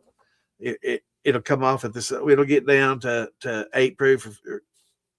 I think it's about 4%, 8 proof. Once it gets to that point, it just boils off with the water all the way down. It'll never change. So you never get rid of all the alcohol until you get rid of all the water, because all the water will have a little bit of that alcohol bonded with it all the way down to where it's dry because of its azeotrope. So around 4% that happens, 8 proof. So 10%, 20 proof. That's a pretty good time to cut it. It's not going to change a lot, and it depends. If I'm doing it outside on propane, I tend to cut it off a lot sooner than I do if it's on the stove. So because there's a cost benefit, mark there, and the cost and benefit kind of is reduced as you're using the expensive propane. So because it's a lot of extra time, and I also crank up the heat too. When I strip the tails off. So I knew what you meant.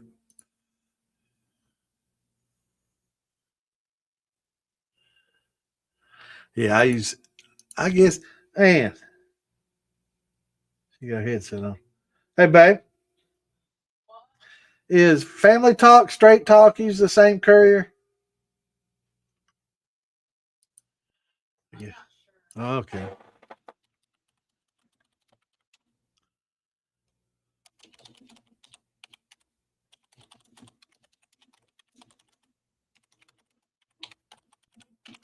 Thinking they don't.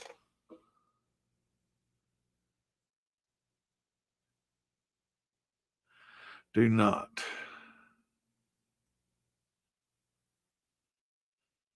Yeah, my Family Mobile does T-Mobile. That's what I'm on, Family Mobile. Straight Talk uses Verizon. Okay. And that's what I used to. There it is. That's why I used to have the Straight Talk, and I couldn't get coverage in Eastern Kentucky when I did the Straight Talk because the Verizon wasn't around Kentucky. But when I switched to Family Mobile, I did because it's on the T-Mobile plan, so it gets better coverage in Eastern Kentucky. I'm glad you said that because I couldn't think of who it was, but yeah. I used to do Straight Talk, and it's cheap. I'm seeing right now $25 per line, but I think you have to have two lines. Yeah. But yeah, mine's 30 some a month, and it's a good deal. And it's on the T-Mobile.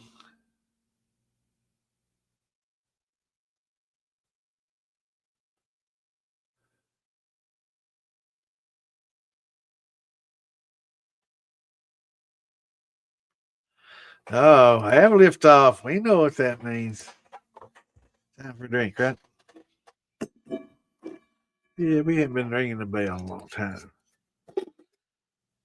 We used to do that all the time.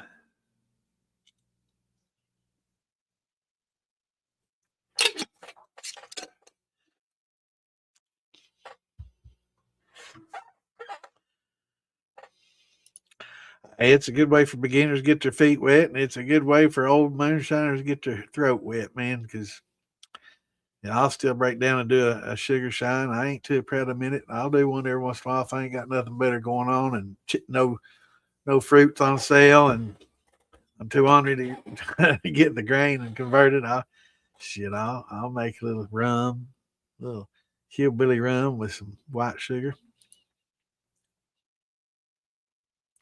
Hillbilly rum, man. That's what we call it. Not sugar shine. It's hillbilly rum. We don't use that brown sugar. We got that white sugar. Mountain rum. Sprint.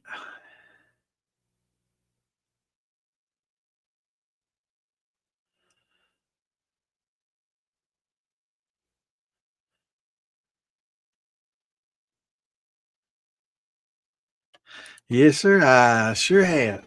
I don't put it in like before, but I put it in the infusion chamber, and it does pretty well. Or you could just put it in the jar afterwards. As nobody cares these days, right? If it's got a little color, it's all right. I've done some good taste and shine by putting some Jolly Rancher in there. That green apple's good. The watermelon's good. A lot better than my a lot better than my watermelon. That's for damn sure.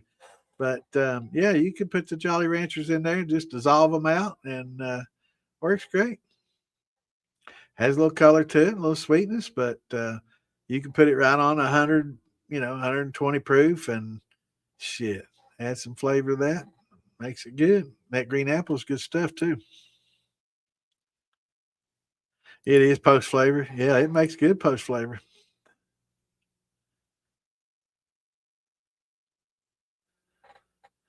Yeah. And you run it through, you get some floaties in there, and you run it through a coffee filter and take them out if it bothers you. I just drink it. I don't care. But if I'm gonna give it to somebody or something, I'll run it through a coffee filter. Lord, I'm way behind. I'm gonna have to.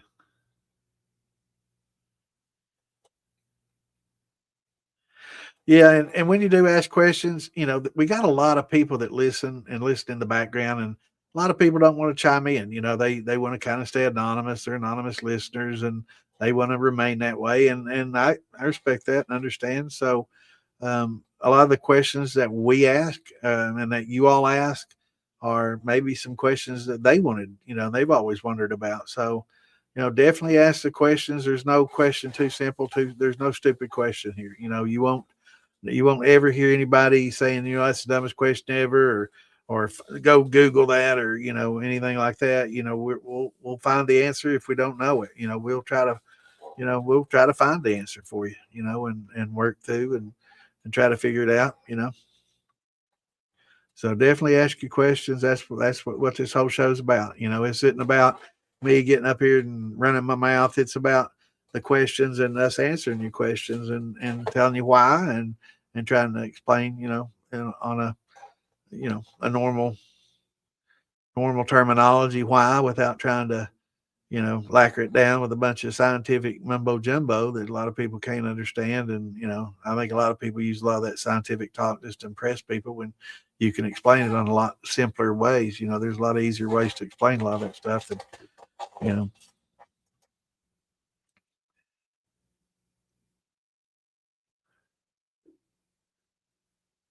ain't no crazy question. If you have any curiosities, I know that a lot of you are just, in the thinking about it stage, and wondering if it's going to be worth it. And, I can definitely tell you, Mike has been doing this for a year and a half, and this is a perfectly good little honey shine he made. Is it the best I've ever drank?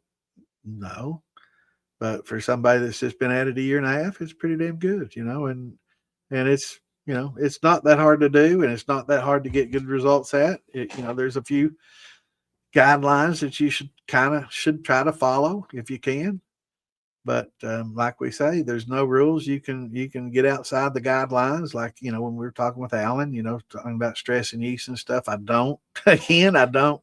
Want us, most of us, to try that. We're not at that point yet. But once you get to consistency where you can slightly deviate from your norm and taste the difference, then you can kind of experiment a little bit by stressing things and pushing it and looking for a little bit different results and getting a little bit different esters and floral notes and things of that nature, like using your, yeast at a higher temperature than they would normally like, right? Not saying do that, because most people do that. They'll get a stuck fermentation. They'll kill their yeast off and they'll be like, why is my fermentation stuck? And, but a lot of times, you really need to develop the consistency before you start experimenting like that.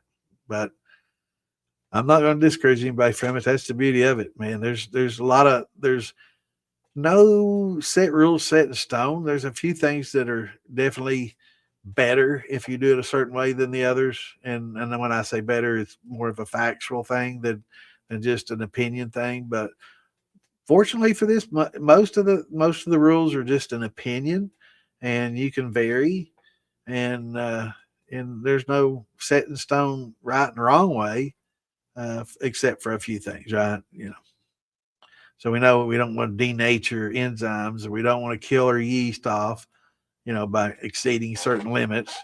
That's when it becomes factual. You kill all the yeast off. I can tell you without a doubt, you're not going to get a good fermentation if all your yeast is dead, right? You're not going to get a good conversion if you denature enzymes. So, there's certain things that you don't want to do.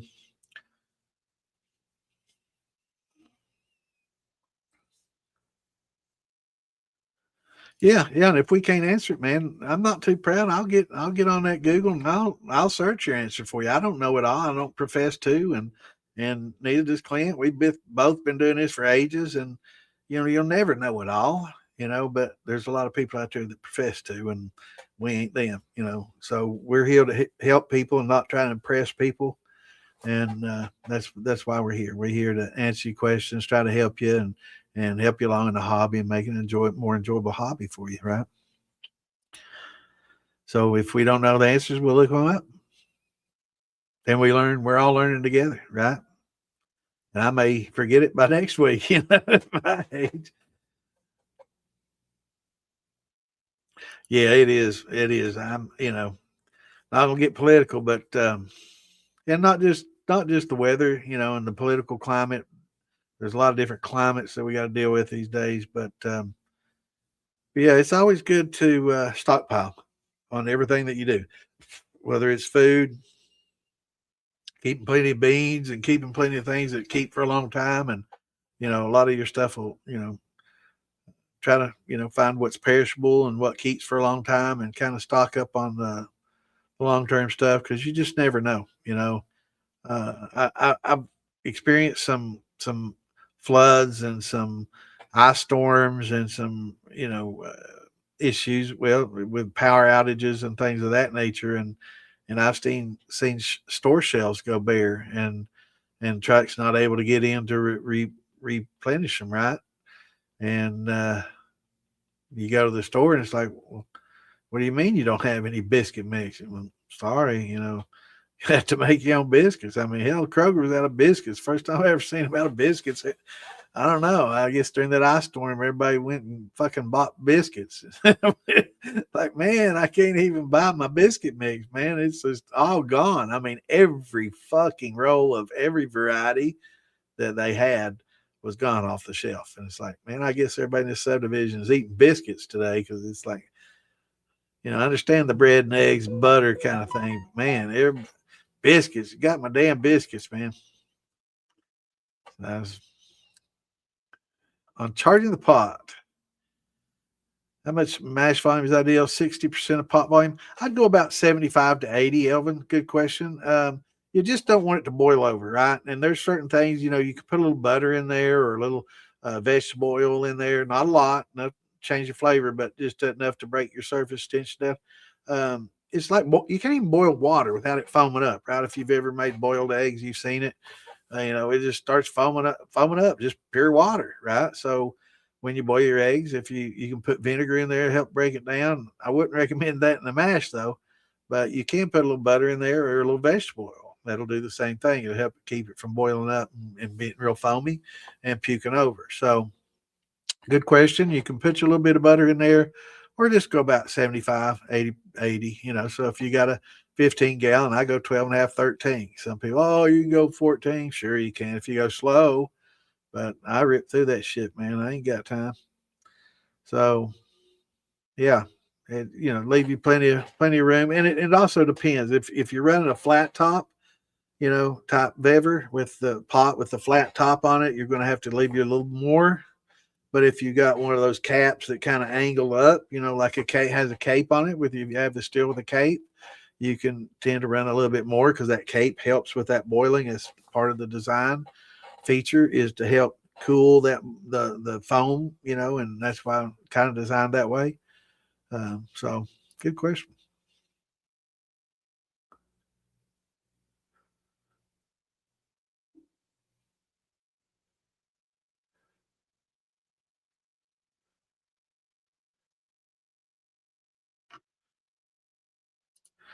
What is ideal to run your chiller at? Now, when you mean chiller, I'm assuming that you're talking about the condensation water, right, in your flake and the where you have your worm in.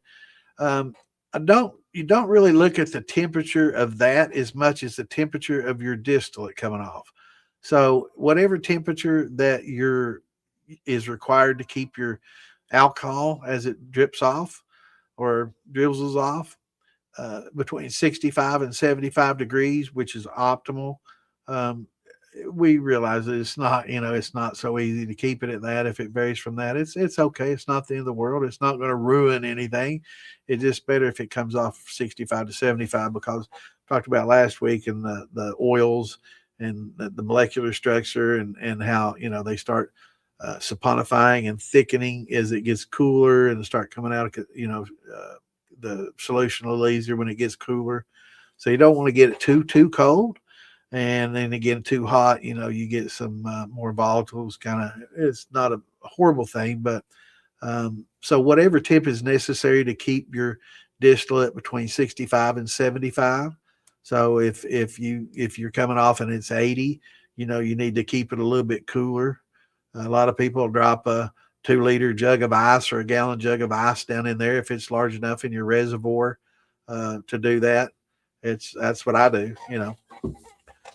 So that'll help keep it cool. And if you need to keep it a little cooler, you can always add another jug. And if it's too cold, you can take that jug back out, right? And kind of regulate it that way. Good question.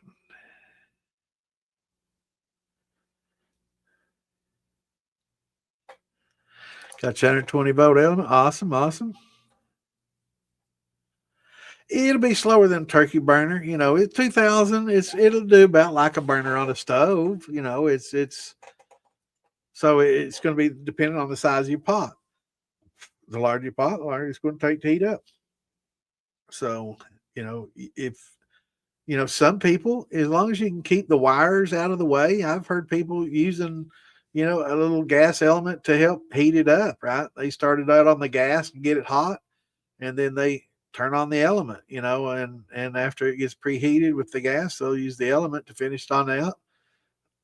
That way they save on propane and get the benefit of the quicker heat times. Makes sense, but be careful because you got all that heat coming up around the pot and up. So, watch, make sure that you can keep everything out of the way. I'm assuming that they've never had any problems. I think they might have put something, up between the burner and that to kind of deflect the heat away from coming up directly to that, because it comes up the side of the pot, and I think they may have laid a brick next to it or something. I don't know, but I think that's what they did. Laid a couple bricks there or something to keep the heat from hitting the joint where the wire goes into the element. But yeah, they used both and seemed to have a pretty good solution. But again, anytime you experiment like that, just be careful. It'll work though.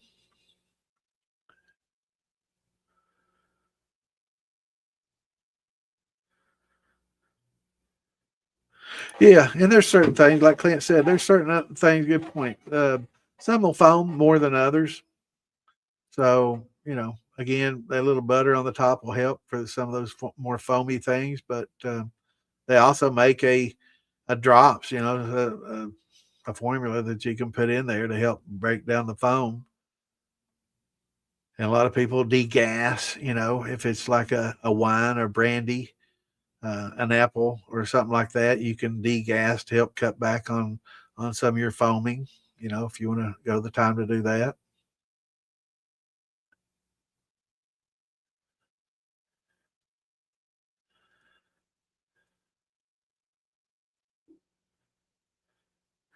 Spaceballs inspired liquor. Spaceballs the whiskey. I remember that movie. I don't know, man. That's an interesting question.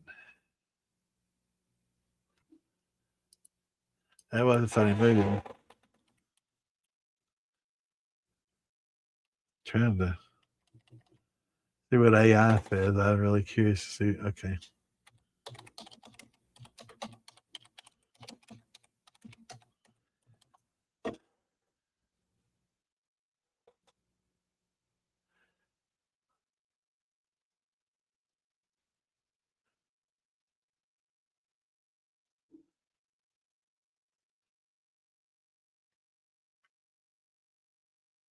They do have a bourbon that's aged in space.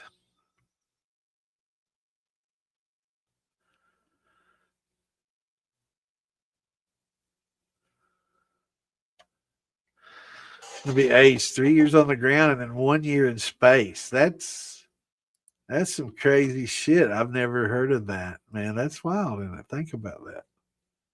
What, are they just going to send it up to the International Space Station, or maybe maybe NASA can hire me and I can make do some experimenting on the space station fermentation. We can all sit up here and drink vodka with the Russians up there, the Ruskies.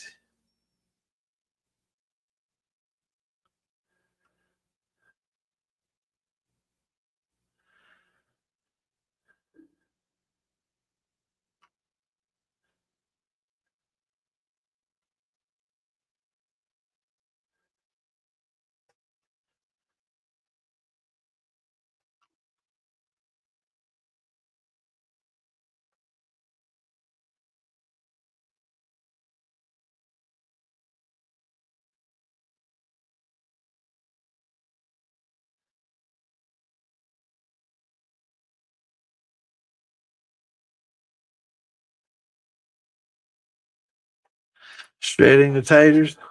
Yeah, that worked. Now you cooking yours down, Richard,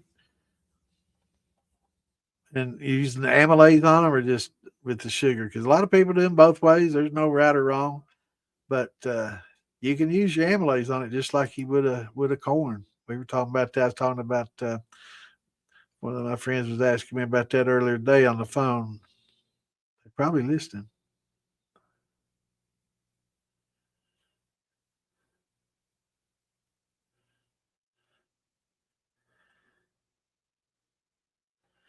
Yeah, they put a steam whistle. He has steam. He uses a lot of steam in his processes, and some of the steels are steam jacketed. And we talked about in years past about when I moved into this house, there was a steam whistle, and I was talking about, I wish I had a steam genie or something to blow that whistle to, and you can do it on your steel. If your steel's building up a lot of steam and pressure, like some of those big ones do, you can actually blow off some heads through the whistle. But they've got steam generated, and he's got well, I think Wayne made him a whistle to put on there, and they blow the whistle off there in the shop.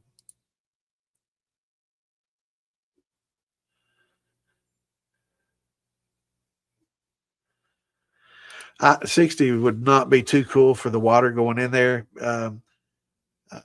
But again, it would you want your distillate to be between 65 and 75. So 60 is definitely not going to be too cold because it's going to, your distillate's going to be warmer than the water around it, right? Cooling it and condensing it. So 60 may not be cool enough, depending on how much and how large. Then so the temperature is going to vary based on the type of setup that you've got. Now, if you've got a Liebig, 60 may be fine. It's constant 60 going through there may be fine enough to keep, or a shotgun condenser. But in a bigger container, that temperature would probably be more conducive because you've got such a large volume of that water, and it has a lot more time to go through the coils instead of through that short tube like a Liebig or a shotgun. So it's going to be less critical and a lot easier to adjust and keep in control in a large flake, what we call a flake stand. So your cooling barrel that your cold worm, if you have a worm, if you have a pretty large volume of water, it's going to be a lot easier to regulate that and get a good consistent distillate temperature. And attenuation is what a lot of distillers call it, attenuation.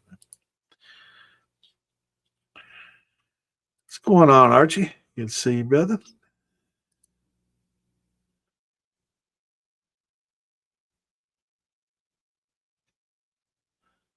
Muddling. You gonna muddle that corn? There's that autocorrect. They talking about malting.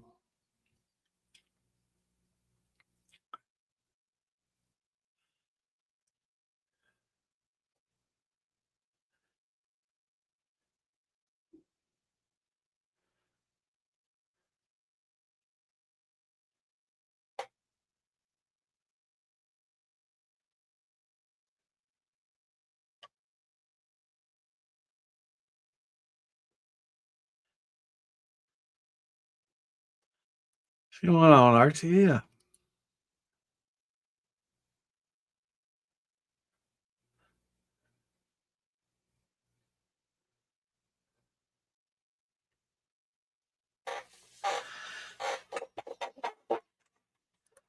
Yeah. Now, if you have like a Liebig, 60 degrees may not be cold enough, or a short shotgun, 60 may not be enough. If you've got a big, huge, flake, 60, constant 60 may be fine, but because by the time it gets out the bottom, it may have time to cool the distillate down to the 65, 75 that you want. So again, it's going to vary, depending on what type of condenser that you're using, and also if you're using a worm or a shotgun, the length of it, right? So the longer it is, the more forgiving it's going to be, just like the more water you have in your flake stand, the more forgiving it's going to be. So it's definitely going to be based on that, and it will vary.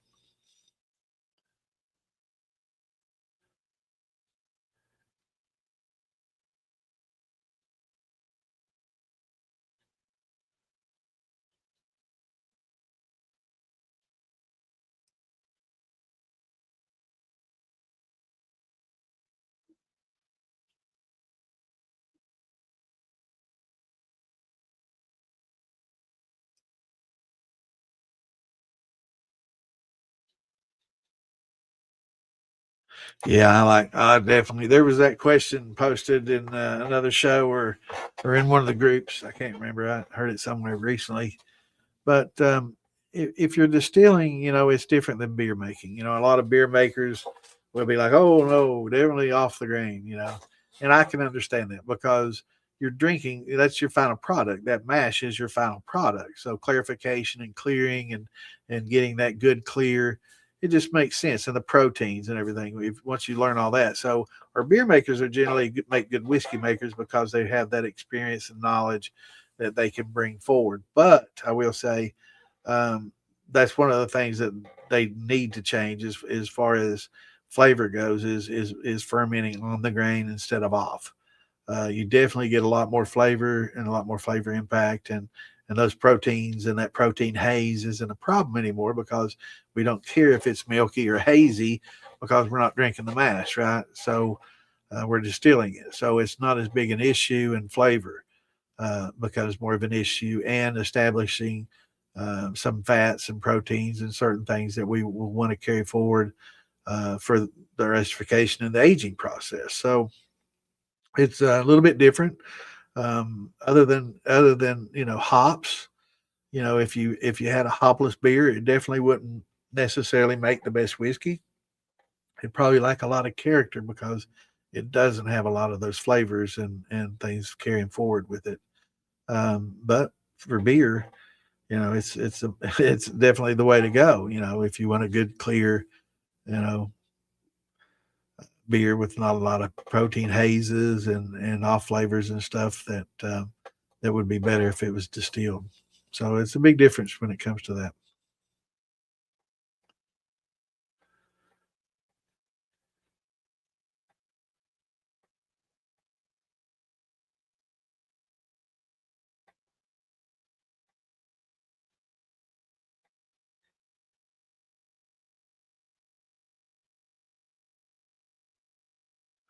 And I don't know, I don't do beer makers use a lot of amylase in their beers, or is it mostly just malts that they're using to extract? Is there a lot of? I'm not a big beer maker. I never really. I've always made beer to distill. Right. I've never been a beer drinker, so I never made a lot of beers. So, do they use a lot of amylase in the beer making process like they do in distilling? I don't know.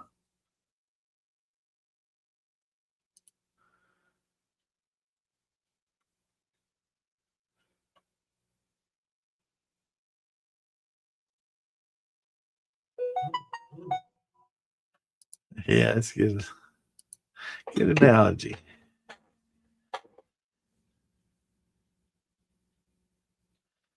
And then we got washes, so like your rums, your tequilas, your sugars, those are called washes. So we got mush, mash, and musts and washes.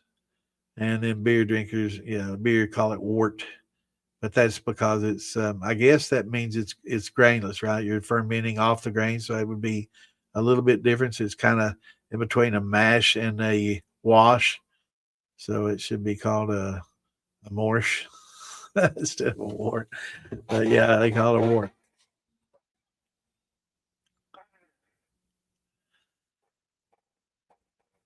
I don't know. I'm pretty well known for anybody that camps around me at these festivals. Like, damn, man, you don't want to camp close to Bad Santa. He's a snoring fool.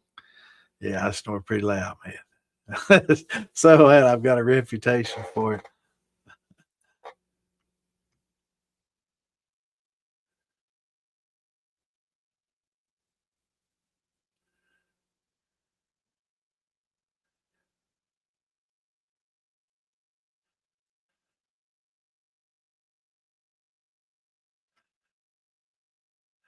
That's funny.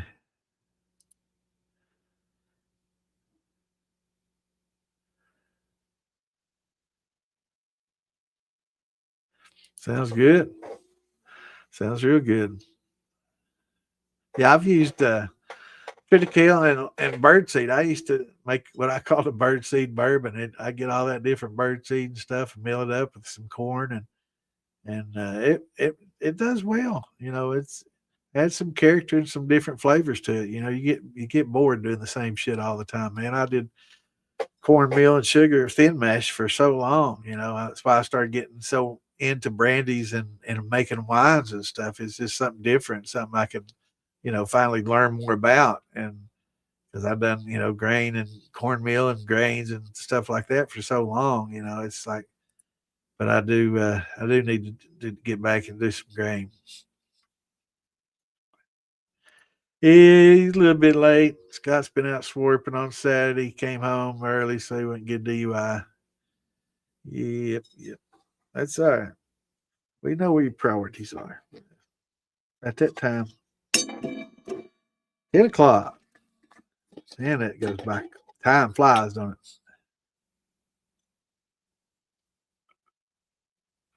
it? Tell him drink a little more. It's Saturday, right? Try not to drink too much on Tuesdays.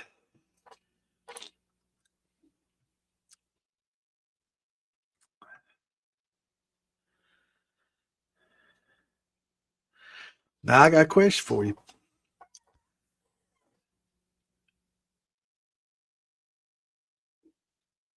No, I wouldn't. I wouldn't bother. Just clean it out real good, and I would get you some old heads, and put them on a cloth, and really put a lot of pressure in wiping down that stainless on the inside. You'd be surprised how much buffing compounds and greases, manufacturing greases, you'll pull off that just a regular Dawn and Dawn dish soap and water won't take off. Because I cleaned mine with Viver that I got in. Uh, I cleaned it with Dawn dish soap and cleaned it, and I just out of curiosity, I'm like, let's see how much.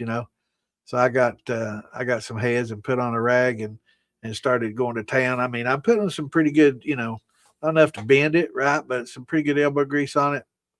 Quite a bit of polishing compounds came off that stuff. So, but definitely do a run with just, even with just water. That way you test for leaks. And a lot of times that heat will loosen up a lot of those manufacturing greases, even though it might not cut it. It will heat them up and loosen them up, and you'll be able to get some of those out.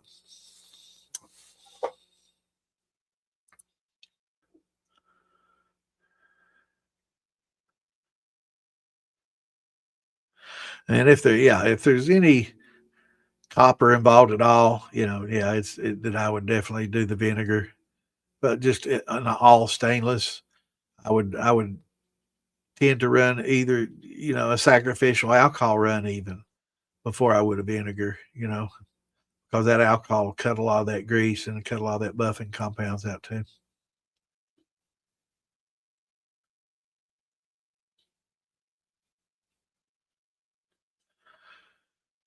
Yeah, yeah, it's not good, and it's tough for It's like I was telling the person who was talking about that. In canning, a lot of times you'll see them put weights when they ferment. A lot of different vegetables and stuff. You'll see them put weights to keep all the vegetables and everything below the surface of the water. You don't want it coming in contact with the air, and that's why they put those weights on it to keep that calm yeast from developing on them.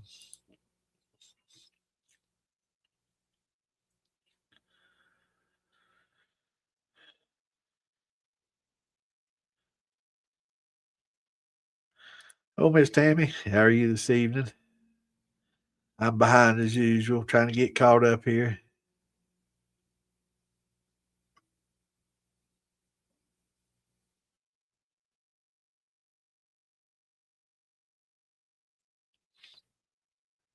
Yeah, I'd say there's some starches in acorns you can convert.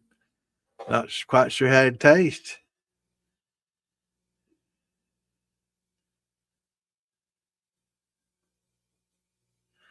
Yeah, I was getting ready to say the tannins, the tannic acids for sure. Yeah, those tannins would probably be a deal killer. It'd probably be pretty damn bitter. Yeah, so boiling them, and when they eat them, you have to boil them multiple times, right? So just to get that bitterness out of them, I'd say it'd be bad.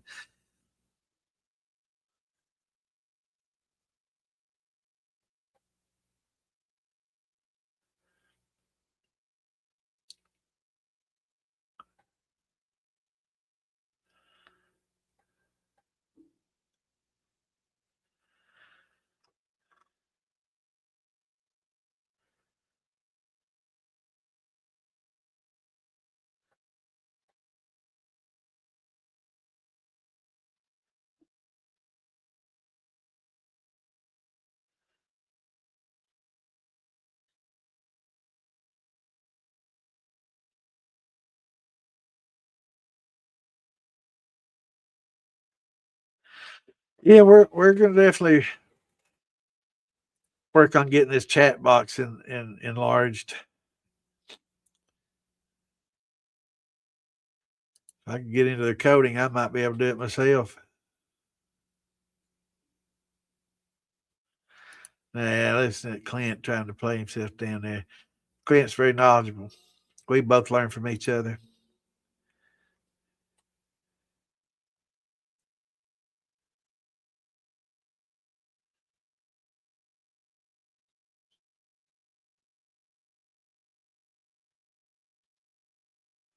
Yeah, that's that's one thing I love about this show is we all learning. Every week, every episode, we all learn something that we didn't know before, right?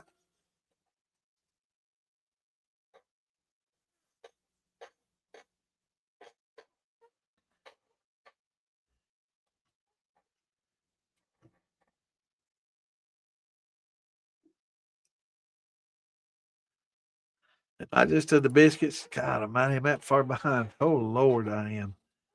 And I don't want to scroll past everybody though to get caught up. That's what I run into. I don't want to scroll past everything.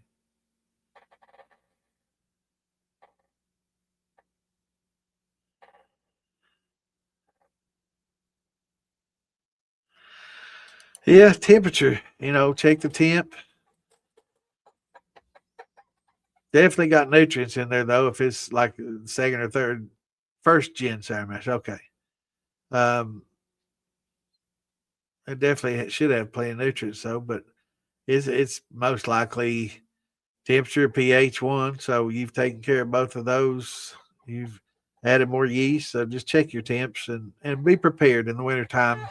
I every late fall to early spring, every year for the last, 5, 7 years since I've been doing this, um, every year, without a doubt, people start running into stalling issues. And they've run it from spring and summer and fall, they've gotten used to it.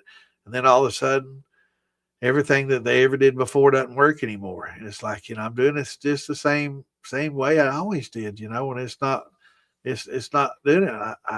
What have I done wrong? I'm doing it the same way. And it's nothing that you did wrong. It's just that a lot of times it's the temperature. But I keep the room warm. Okay, how warm is the floor?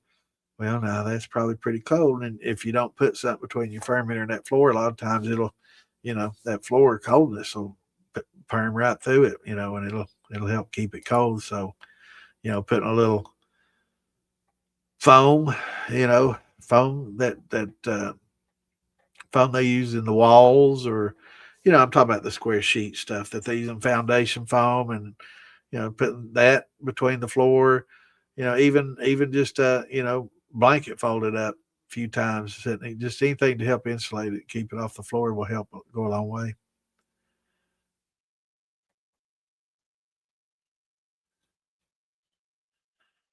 I do about a 30%, some say 50%. I'd probably, run a gallon for every 2 gallons. It'd be 50%, you know. I'd probably get away with a gallon for every three, 30%. It just helps. Basically, water will be a solvent for a lot of things. So you can just run water through it and get rid of all the water solubles. Then when you run the vinegar, you're getting rid of a lot of things that vinegar, acid will break down and dissolve. But when you do that third, you do that sacrificial alcohol run with like a sugar wash, just a cheap old simple sugar yeast nutrient combo. And I say nutrient just to keep it going without stalling, and you can get a good alcohol yield so you can clean with it. Yeah. Once you do all three of those, you've covered all your solvents, right? You've covered your water solubility, your acidic solubility, and your alcohol soluble. So you pretty much cover all your bases. But you can also get the stuff from like a Home Depot or a Lowe's, or I'm not sure if they were, uh, hardware store, and they carry stuff that has a higher percentage of acetic acid. which you can use that instead of vinegar. You can use acetic acid just the same.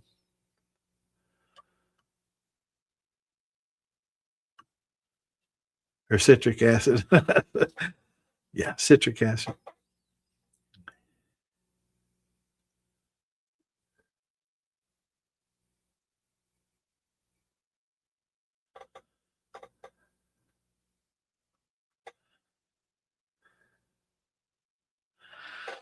I don't know. Have you experimented with that?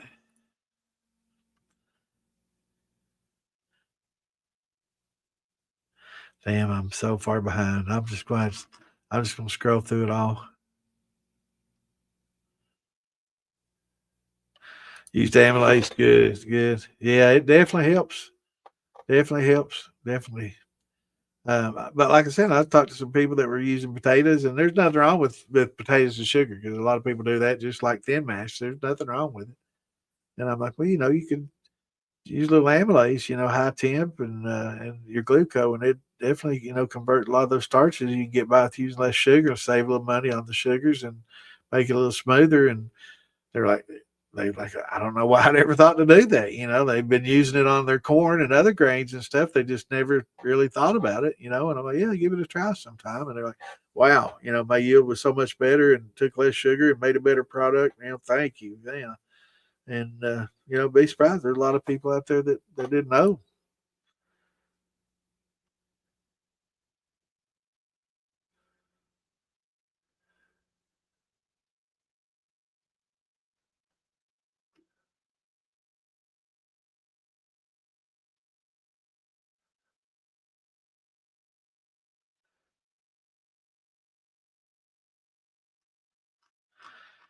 All right, I'm gonna kind of get caught up here.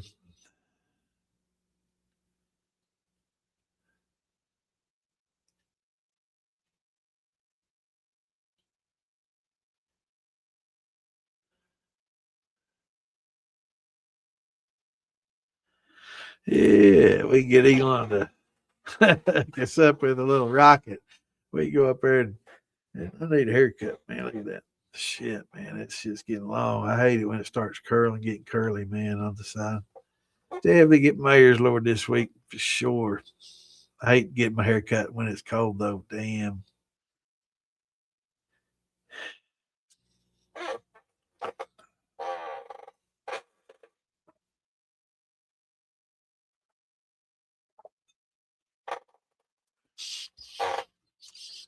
But you got me thinking about aging in space. Yes, I am way behind. Damn it, I'm getting caught up.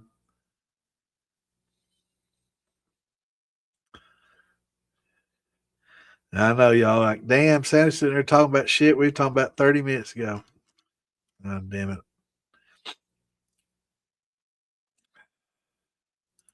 Appreciate it, Propane. That means a lot to us, brother. It really does, man.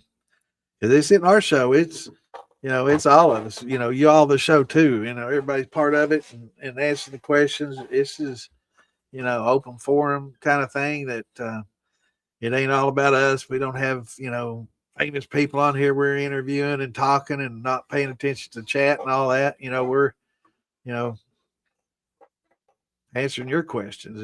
It's your time. This is the show for you all. And that's why I like it. Because there's a lot of questions out there, and it's not so easy. Trying to go and look at a bunch of videos and watch weeks worth of videos and spend hours and hours and hours and hours trying to get your questions answered and getting on Google and trying to Google answers and not get much there. And then you say, well, okay, I'll just ask a question in one of these Facebook groups, and you get 15 different answers and 40 different people calling you dumbass and everything else. And it's like, it turns a lot of people away from the hobby, like, hell, I don't know if I want to deal with these people or not, man. And half these people are assholes. And a lot of them are in a lot of them groups, there's a lot of assholes, and what's bad about it is they had the same damn questions just a year or two ago. I remember answering the same questions that they asked. But now that they've done it, they've understand it. Now they're going to all of a sudden condescend people that ask them the same questions they had, because we all have the same questions. And yeah, nothing pisses me off more, man. And that's one of the reasons that I started this show, is so we could go directly, right? So you wouldn't have to spend so much time looking for an answer, and you wouldn't have to deal with a bunch of clowns that don't know what the fuck they're talking about, right? So that's why, we got me and Clint on here. We know a little something about it. So not saying we're the end all, there's definitely people out there that, Patrick Heiss that know bounds more than us, but Patrick ain't able to do this, right? I'm sure he'd love to. And Alan Bishop, he's very knowledgeable as well, but he's just not able to dedicate the time. They're busy people, they're young, they got families, they got professions, and, so they don't have the time to dedicate to this, and it's, so we're here for that. We're here to help you all and help the hobby and not browbeat you, and act like you're stupid for asking the same questions everybody else does, And I think that's why it works out well. And we're real. We're not fake people. We're not putting up a front. We're not acting like we're somebody that we're not. There's a lot of that going on too. So, a lot of people 2 years ago never did it their first time at doing it, and now all of a sudden they, want to be a talk and act like they're a master distiller or something, And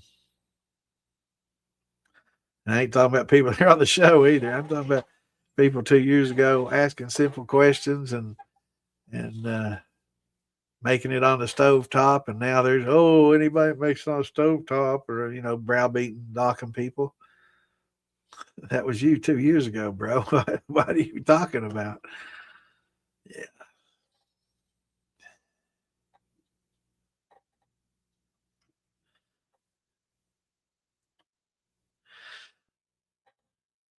So if it's not liquid high temp, Frank, if and I was talking about you earlier, Frank's talking about it, the potato. If you have the powdered amylase, that's 155 degrees. And it'll go in at 155, and you need to keep it right at 150, 55, when it's activated. Below 145, it starts losing its efficacy. So if you keep it 150, 155, and it's not good. So if you have powder, it's tough. I'm trying to get through the last of my powder, and once I'm done with it, I'll never buy it again. But I'm I hate just throwing it away. But if it's the liquid high temp, it's generally 185. But like Clint said, always revert to the label on it. And if they don't tell you what temperature to use it at, I find a new source. That should definitely be on there. But most of your high temps 185, and most of your powder alpha is going to be 155. Now, what the varying temperature is on the glucose, because I think a lot of these companies are selling a liquid beta glucanase, which is 145 to 55, and some of them are selling a true glucanase or a glucoamylase, and it's closer to 110, right? So if it says 145, then you're probably getting a beta glucanase. If it's 110, you're getting more of a glucoamylase, which is probably the best of the two. But a lot of times the beta glucanase is an endogenic enzyme coming from your malts, right? And it does a good job, but it's just not quite as good at creating monosaccharides as a glucoamylase.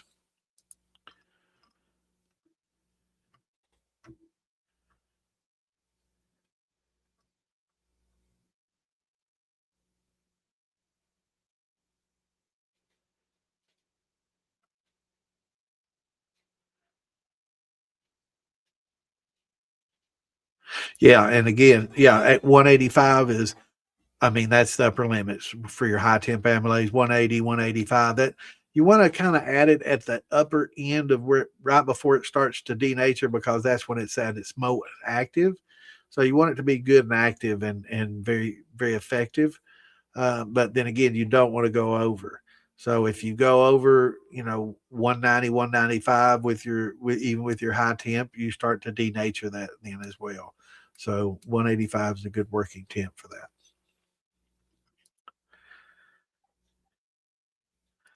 All right, bye. We'll take it easy, brother. We're here on Tuesday nights and Saturday nights, so catch us same time, 8 Eastern time, U.S. time. So UK time, that's a 6-hour difference.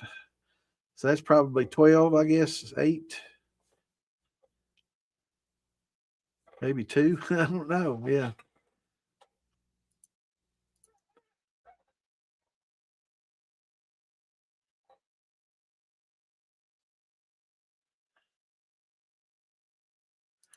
I'd say 10%, or I always just do oats by the handfuls, and I don't really consider it. Uh, um, I mean, if I was doing a 3-grain and I throw a little oats in there, I don't call it a 4-grain, right? Because I'm just so used to throwing a handful of oats in most anything other than wines and brandies. So, but because I just like the way they contribute and the mouthfeel and the creaminess and yeah, it's just good, especially oats and wheat together works real well.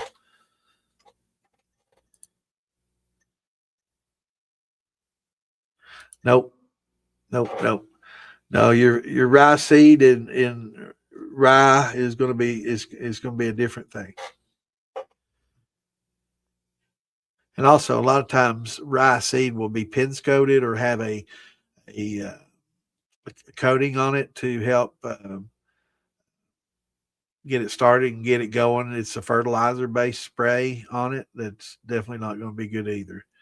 But yeah, your rye that you get is going to be a different grain than just the seed. Oh, I ain't bothering my beard now. That's what I tell the barber. I said, you can touch everything from here up, but don't touch my mustache or beard. Because I went in one time and, they, here, can I trim your mustache for you? Yeah, okay. I thought they were just going to be giving a nice little even trim. She takes this little square, it's like a long square blade. She goes, eh. And before I knew it, man, and it was just like perfectly squared straight across, man. And I'm like, you ruined my mustache. I was pissed. I was like, that's not a trim, man. That's not a trim. That's no, no. Some people, not with this type of mustache. This isn't that type of mustache that you do that. For some of those, tight, thin mustaches that are real short haired and keep it pretty tight. And, yeah, that would be fine for that type of mustache. But yeah, that's not how, and I don't go that place anymore. They keep dumbasses in there. And women don't know nothing.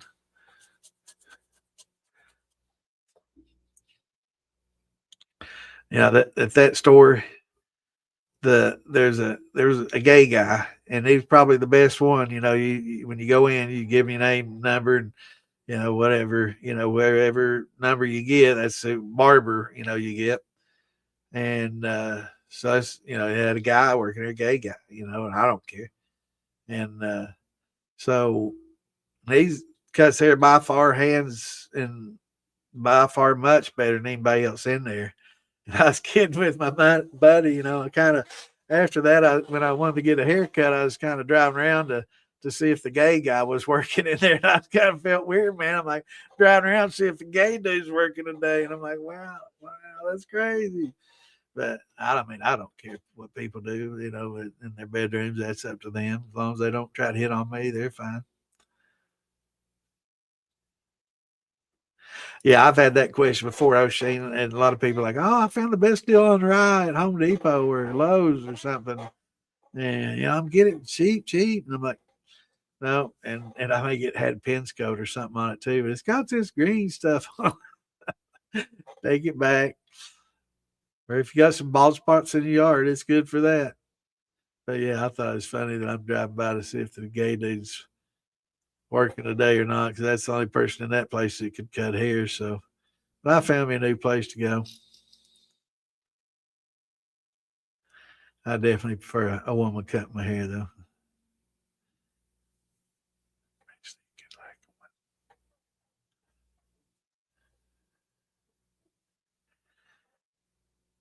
And it's probably over here listening to my show right now, thinking, he thinks he's being sneaky. She got her headphones on. I don't want. She's been awful quiet over there. Yes, she is. I'm just kidding, honey. I'm sorry.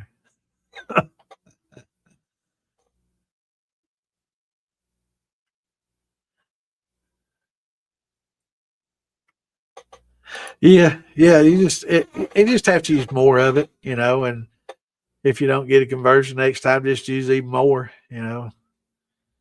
I think we were talking before. I think as long as you keep it in the refrigerator, you get a couple of years out of it. It'll last a couple of years, a couple few. But after that, it's it definitely you need to start using a little bit more. So you'll just have to use more of it.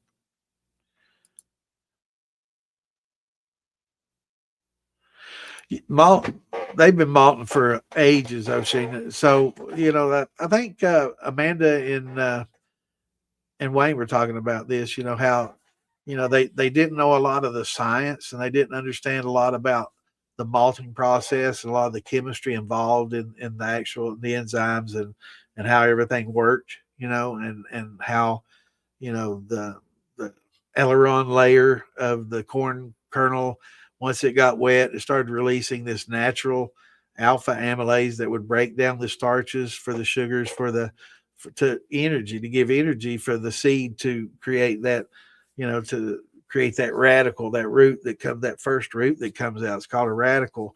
And so that's what powers all this in the cell, and it's amazing. It's just like in our bodies and in cellular growth, and it's they didn't understand the science, but they knew that there was something in there that made it better. And when they malted it, they got more alcohol and more sugars. And they didn't know exactly the science of it, but they did know that it worked and it worked better. And they knew, they figured out through trial and error, like I learned, and it's pretty ingenious, how they figured that shit out. Even though they didn't have the science to back it, they still knew that somehow this is better this way, and there's something that's happening that we're not quite sure of, but we know that it works, so we're going with it, right?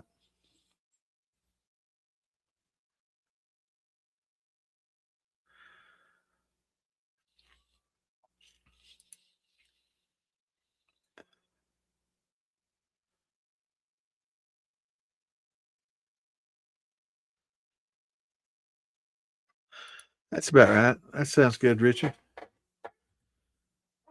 155 to 195. That's a big range for the high temp. That's good. Because 155 is generally what the powder, like the general alpha amylase, even in your grains, right? The alpha. That's why you don't want to do. That's why you add your. Well, let me put up the chart here. We love charts. I love charts. But in this chart here, that right part I call it a dumbbell. It looks like a bar with dumbbell on the right and left. So on the far right, that's generally the alpha enzyme that's coming in on these malted grains. And on the higher end, like the malt, let's go barley malt. So it's hitting right on 155, right? And that barley malt, that alpha in that barley malt at 155. Now, if you go over that, it'll denature that malt, right? If you get much above that, so it'll start denaturing that alpha enzyme in that barley malt. But like the powdered enzyme that I'm talking about using, that's the same base. It comes from the malt, right? It's an extraction of that malt, and it's at 150, 55. You got to keep it in that range to make it most effective, just like coming out of barley. But the uh, the high temp, 195 is the upper end for that, and 185 is a good operating temp for it. So um, that's in line with what the chart shows for the endogenic enzyme, coming out of the plant itself.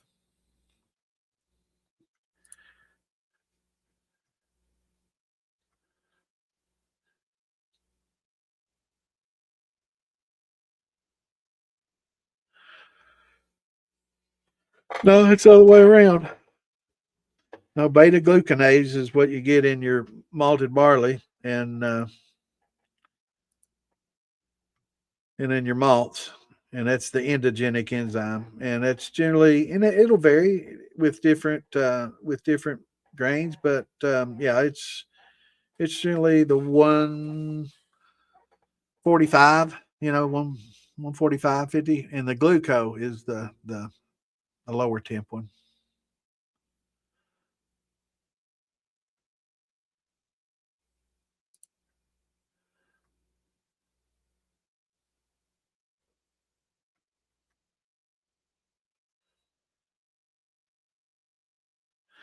And we can, the beta glucanase.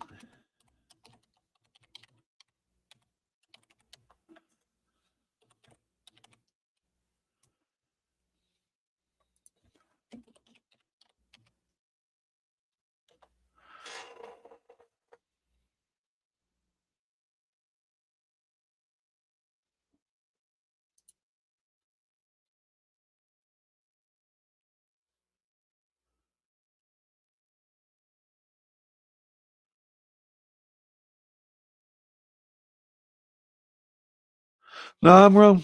Yeah, it is the beta glucanase is the lower temp one. Let me see. What can that be?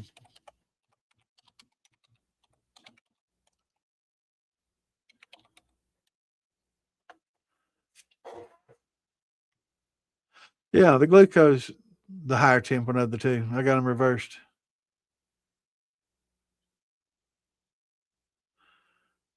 Oh, that makes sense.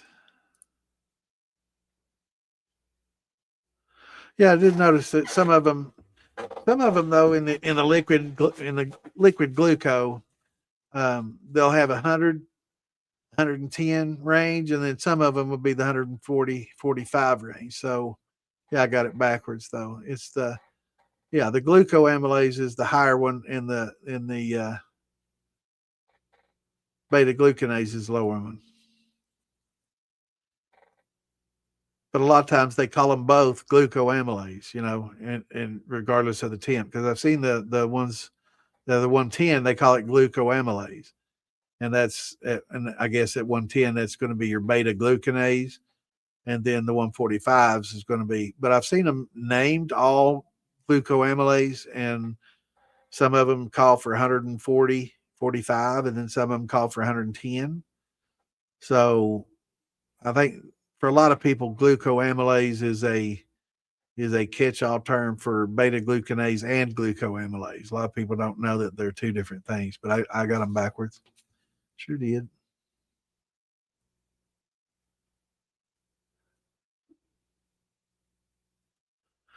And right here from Firm Solutions, glucoamylase enzyme 90 to 110.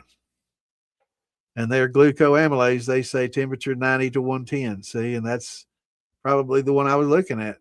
So I guess you really just have to look at where you're getting them, because this Firm Solution, it says glucoamylase enzyme 90 to 110. And I think that's what I'm using. So that's why I always said the gluco was the 110. So I guess it definitely read your labels, because I thought I was wrong. I'm like, I can't believe I've been wrong all this time about that. But sure enough, the Firm Solutions is a glucoamylase enzyme. Yep, right there, biggest day, and 90 to 110. So yeah, I wasn't wrong. I was tripping, man. Clint had me like, man, I've been wrong all this time.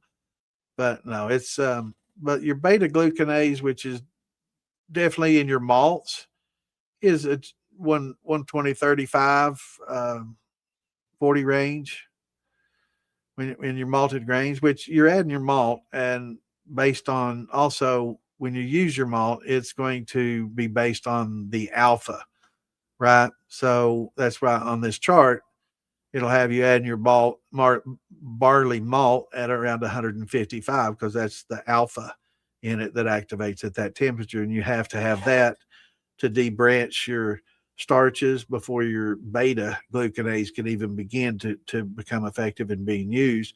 But at that 150, 55 is not hot enough to where it's going to totally denature the beta glucanase that's breaking it down. But that's probably one of the reasons the malting process doesn't get them completely broken down into a monosaccharide. So it's definitely going to be, read your labels, because glucoamylase from one company may be 145, and from like Firm Solutions and others, it's going to be a 110. So it's just based on probably the source of the actual amylase. There's a lot of different sources, and I'd say, obviously each of them have their operating temperatures. But man, Clint, you had me tripping. You're like, there's no way I've been wrong all this time. But yeah, so it just depends on where you get them. And they are definitely firm solutions, glucoamylase enzyme, temperature 90 to 110.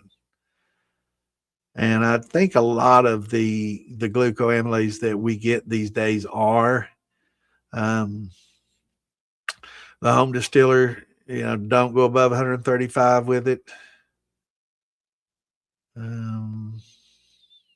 But I know a lot of people that tend to think beta glucanase and glucoamylase are the same thing, and they kind of wrap them all both into the same. See, now here's Mile High got their distiller glucoamylase up to once below 149. So that's probably more of a beta glucanase at the higher temperatures. But again, it depends on the source. So, yeah, had me tripping out there for a minute, Clint. I was like, man, have I been wrong?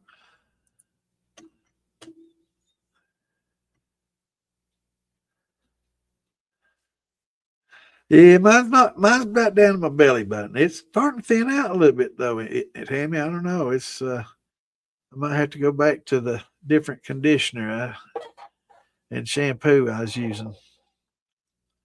I changed up. And it's not. It's getting a little drier and a little thinner. That might be my age too. I don't know.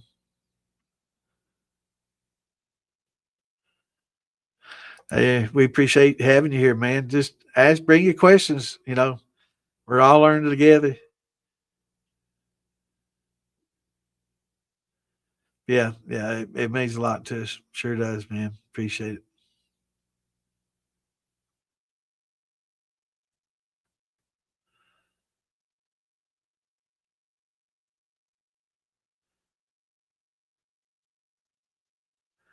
He's lying. He ain't never had a beard like mine. He's just saying that to him. He's jelly. I like to kid him. Oh, Chris Palin's got a big old beard like mine too.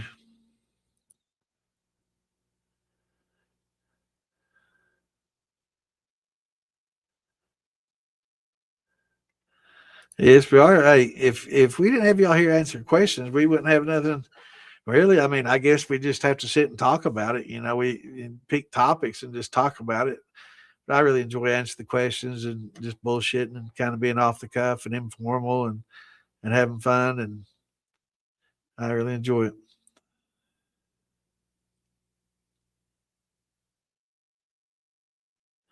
Yeah. Santa and I, not me and Santa. My mom was an English teacher, so yeah, I got that a lot.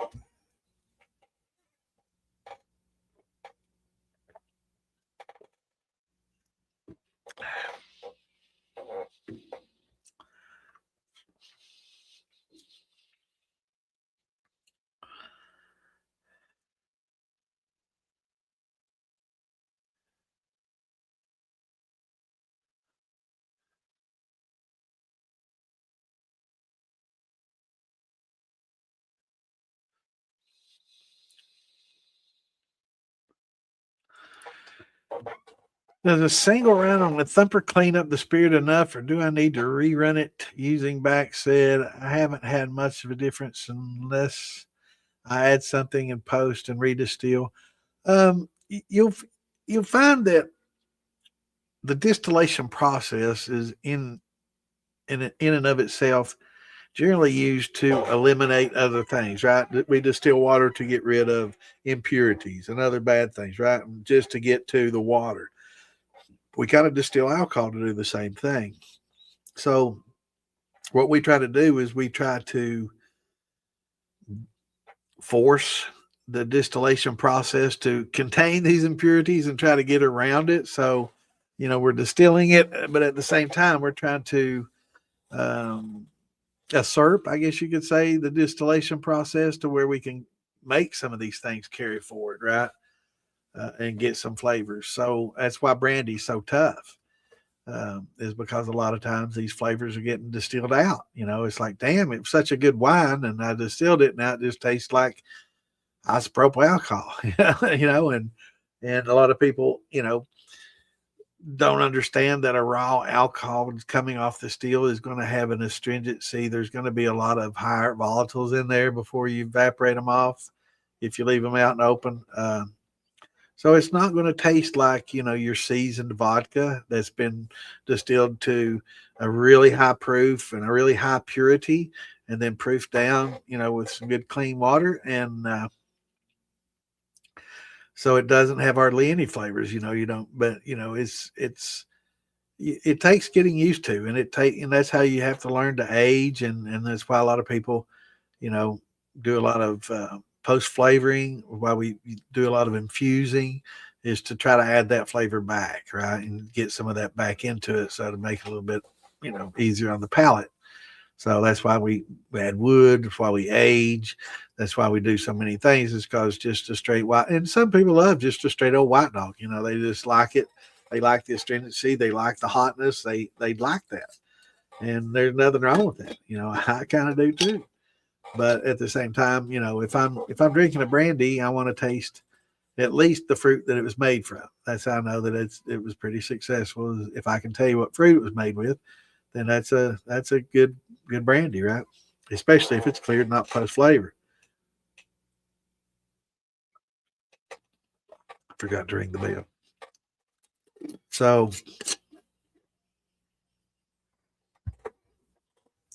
you can rerun it using back set. Using the back set will add some flavor, sure, back into it, because that's just, think about it. You had that flavorful mash or brandy wine in there, and what came off?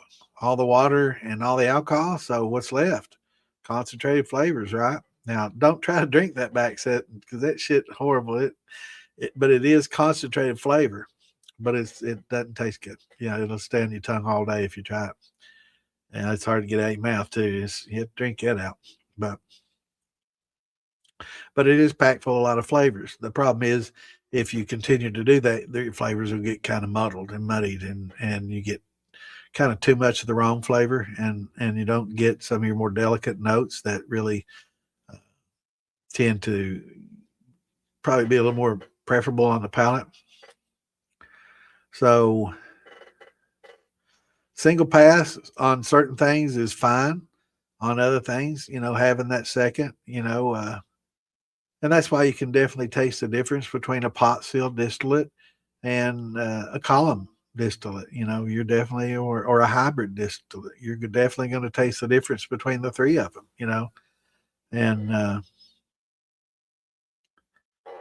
And I would say, based on what you're running and your preferences, there's no right and wrong. I wish there was a good answer for it. But yeah, running a thumper will clean up, and you can add flavors in your thumper as well. You can add the tails to your thumper to get more production, but it just depends on what you're shooting for. And I think for a lot of people, it's especially like wine making. If you make a really high alcohol content wine and you drink it, it's like it just tastes too isopropyl-y. It just tastes, because we call that an astringency. It's too astringent. And the only thing that'll take that astringency out is aging process, maturation process, but B is learning that you don't really want a 20, 40 proof wine or an 18% by volume wine, right? It's better to do, the 6 to 8, like a beer, or a little higher, and that way it won't be so sharp, and but it makes for good brandies. So it's like we say, like JJ was saying, some of your best wines make for good brandies.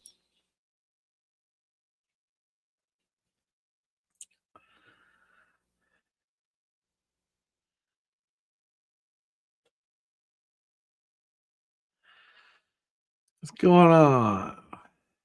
Monty Python, gotta love that, man. Home brewer, absolutely. Yeah, home brewers make good whiskey makers. That's what I like. They have a good knowledge of the malting process and of the malts and how the diastatics work, and your seasoned beer makers make good distillers because they do understand that. And yeah, I'm getting itchy nose again this week. getting allergies.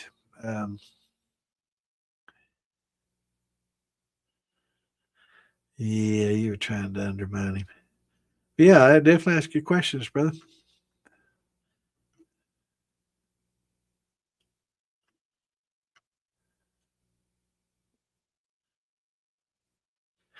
Yeah.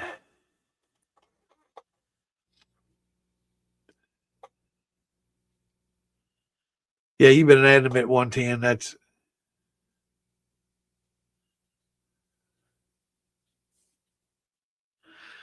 just different, different enzymes. Yeah, it's probably a different source.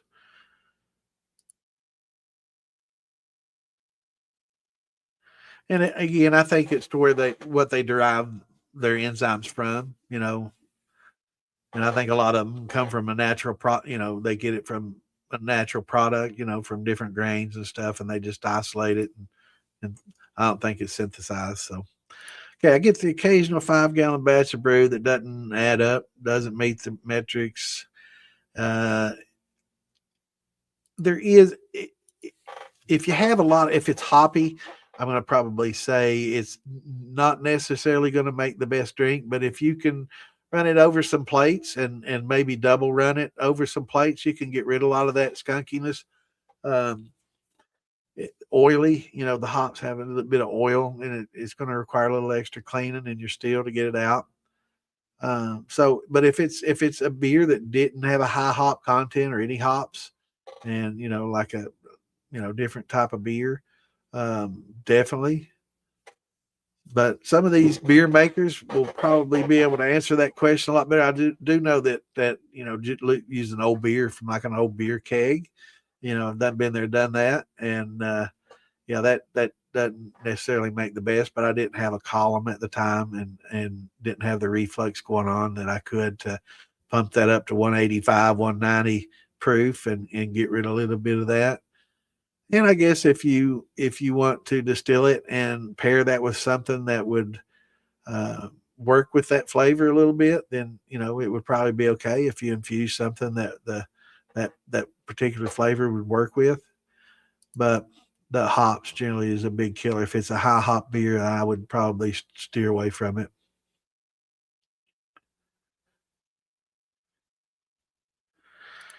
Yeah, corn sugar. Yeah, now regular sugar, table sugar is a sucrose with the glucose and a fructose bonded together. So that's a sucrose. That's regular table sugar. Now corn sugar is just glucose. It's just pure glucose bonded together. And like your dextrose and your corn syrups will have some more complex sugars mixed in them, but for the most part, they're glucose based and monosaccharide. But there will be some oligosaccharides and disaccharides in a corn syrup as well, especially a high fructose corn syrup. But like a regular dextrose, which is a corn based, it's a powder form instead of a syrup, and it's just pure glucose monosaccharide, and it's probably as good as inverted sugar because it's just a glucose monosaccharide, and that's really what the yeast prefer. But if you can invert sugar, which is a table sugar, and in the inversion process, you're breaking that glucose and that fructose bond. It's a glycosidic bond. They're bonded together. It's a pretty strong bond, and you use acid and boiling to separate it. And it basically attaches to water molecules and the acid, and it helps break it apart and it cleaves it. Um, and that works real well too because yeast love a monosaccharide. The issue with inverting sugar is a lot of times people go too far and they caramelize the sugar, and that ends up making it more complex than it was. It takes a disaccharide and makes it an oligosaccharide, which is something that the yeast can't consume. It's called a limit dextrin, and the yeast can't consume those. So you kind of defeated the purpose. And it takes a little bit of time and effort involved. So once you consider all that, and if you can get a good deal on the glucose, it's probably just best just to get the glucose. But the inverted sugar is really good. A lot of pastry chefs use it because it's sweeter than sugar. And believe it or not, it gives you a sweetness that's sweeter than just a table sugar, and it's dissolves on your tongue better, and the enzymes in your mouth can break it down quicker and better, and it's a better flavor.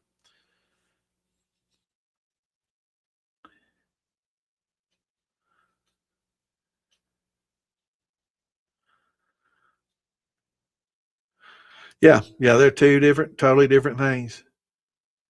Yeah, and they actually do overlap temperings. Yeah, on some of them, and but I think a lot of people, I've seen a lot in the groups. Now, I'm not, when I say people confuse the two, I don't mean pros and people that are working in distilleries or anything like that. I'm talking about people that have been informally taught, I should say, or learned by reading Reddit and reading a lot and going to places and asking in groups and stuff.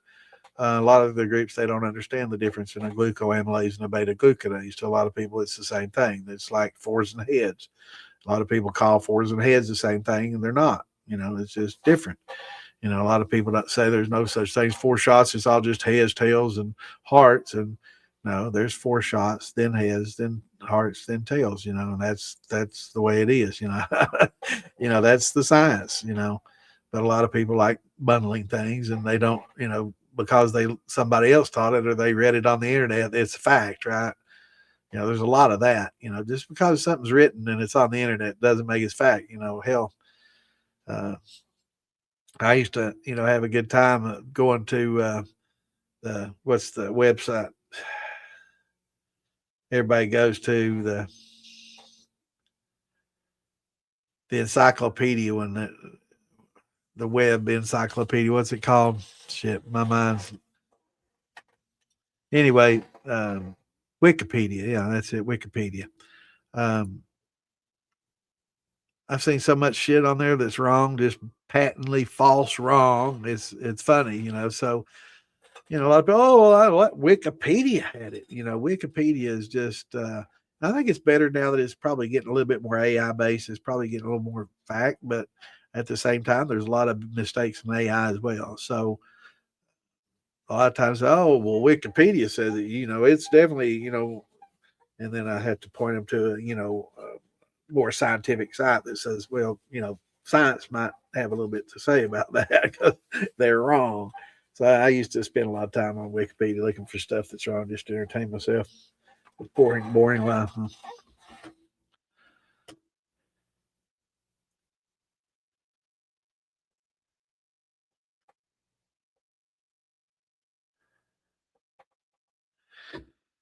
Yeah.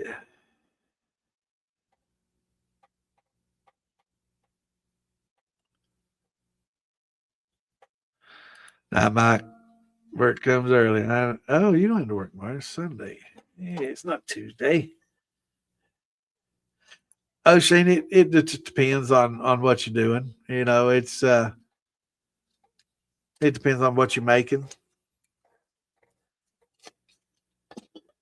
And when you say sugars, that's a broad thing. There's lots of different sugars, brown sugars, white sugars, refined sugars. There's so many different sugars. So um, got to be more specific, like a table sugar versus brown sugar or dark brown sugar. There's so many different ones, but it'll be different depending on what you're making. You don't want to use table sugar if you're making a mead.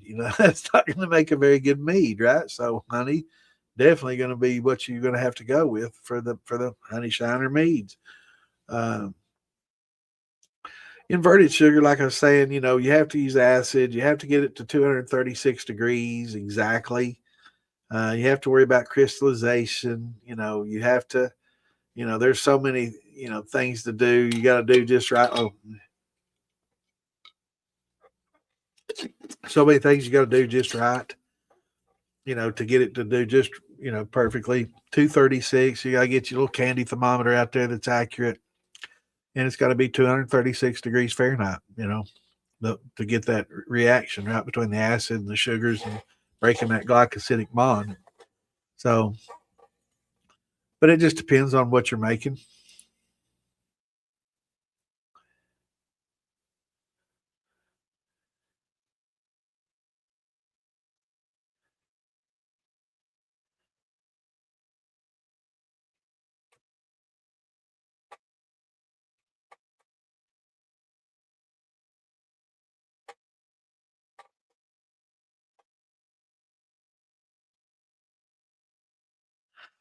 Hey, man, you had me tripping out. I was like, have I been wrong? Or, because I'm pretty sure that my glucose said 110.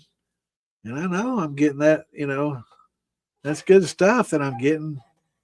And so I had to look it up. I'm like, fuck, I couldn't be wrong all this time like that. So it definitely, that's why I always say when it comes to your bottom amylase, your high temp pretty much 185. Your powdered alpha 155. Pretty much set stone, don't care where the source is. But when it comes to your glucose and your beta glucanase, you definitely want to refer to that label because I think they source them from different vegetables and different sources.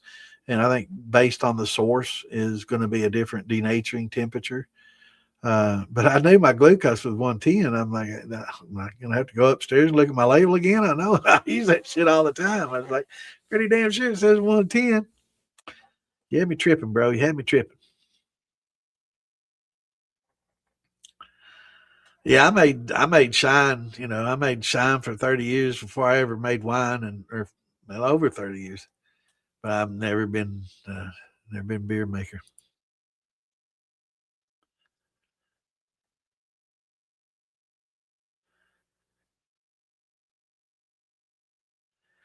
Elderberry makes great wine. Elderberries are one of those things that's really good to combine with other berries in winemaking. It's one of those that works good with a lot of them. It works great with blueberries, blackberries, raspberries. It works and it's great alone. So elderberries is good in wine making. Now, as far as distillation and brandy making, it works as well, but definitely great for winemakers. To get a combination. Even elderberry wine's good, and it'll get bitter if you ferment it dry, especially. But you can kind of keep it sweet.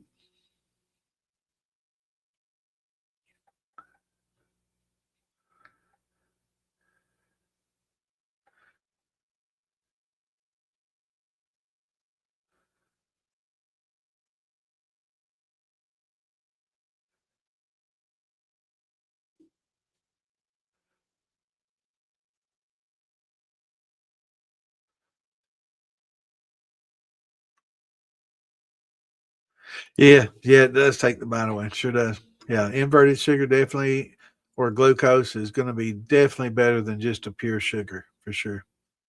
It definitely and it's keeping the yeast happy. That's part of it.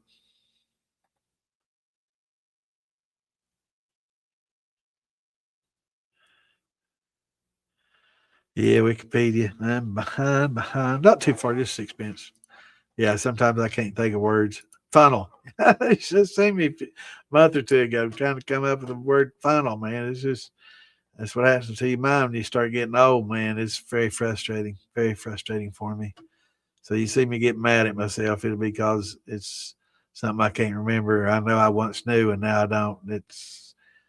Yeah, you'll get there. It's not a happy time.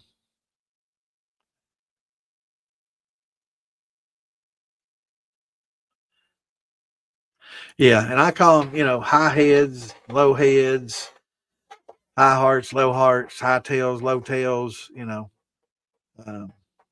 and I label them that way. That way, when you're making cuts, you know what to pitch and what to use in cuts and what to rerun the next time.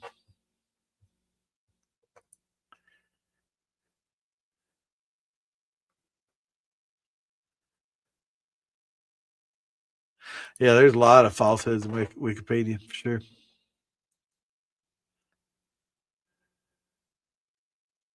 I use a lot of Zolka, Richard. Yeah, it is good stuff. I like Zolka. It's a Moreno sugar. It's real good stuff, and it's not refined. Is it's kind of a semi-refined. It's not refined as much as like a pure white table sugar. So, but it's not like a what do they call it? Turbinado. It's not like a dark turbinado. It's kind of in between. It's real good. I like it. Marina Zolka. Sure is good stuff.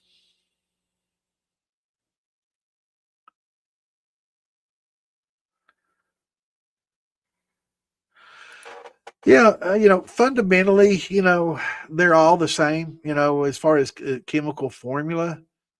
But lemons and limes probably chemical formula look a lot alike too. And a wheated whiskey versus a potato, whiskey would chemically look a lot like, as far as the atomic and the molecular compound would look a lot alike as well, but the flavor will be different because of the flavonoids and stuff. So yeah, you definitely can tell the differences in the sugar, even like the beet sugar versus the pure cane sugar, and pure cane sugar versus molasses, of course, and yeah, you can definitely tell the difference, especially and an inverted sugar and a glucose, but versus a table sugar, you can definitely taste the difference in the bite and in the hotness.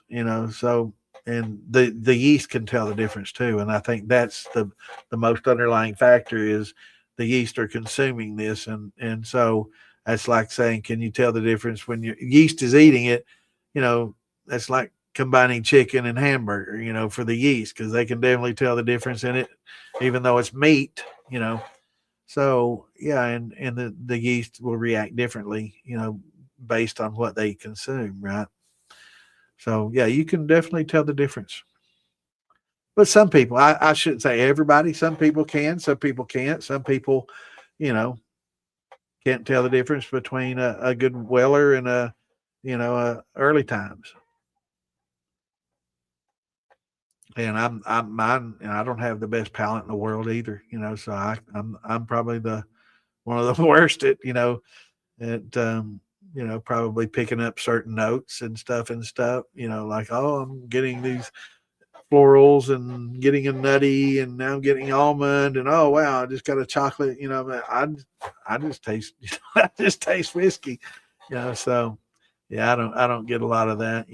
I think COVID had a little bit to do with that. I think before COVID, I was a lot more tuned to flavors, but after getting the COVID a couple of times and not losing my sense of smell and taste, it's definitely, I think, had an impact. But yeah, you can definitely tell the difference in the type of sugar that they used. And there's a good way to test it. You can do sugar washes. Try a sugar wash with dextrose versus a sugar wash with table sugar. I guarantee you're going to taste the difference. And try that mixed with a honey. They're all sugars. Try it with a honey and a molasses. And it's definitely with the molasses, you definitely going to get that grunge from the black strap or the molasses flavors.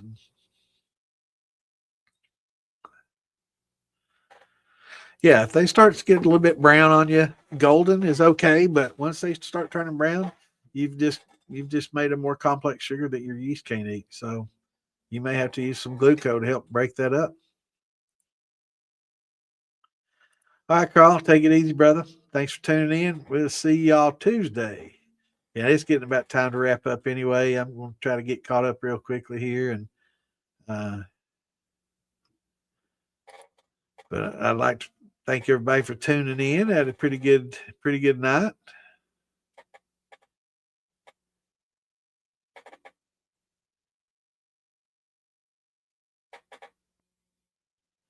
Yeah. Glucoamylase is pretty much what you need. But like Clint's talking about, when you deal with certain grains that are high in glucans, it's some people have a sensitivity to glucans. Celiacs have a sensitivity to these glucans, and in rye and wheat and oats, they're high in glucans.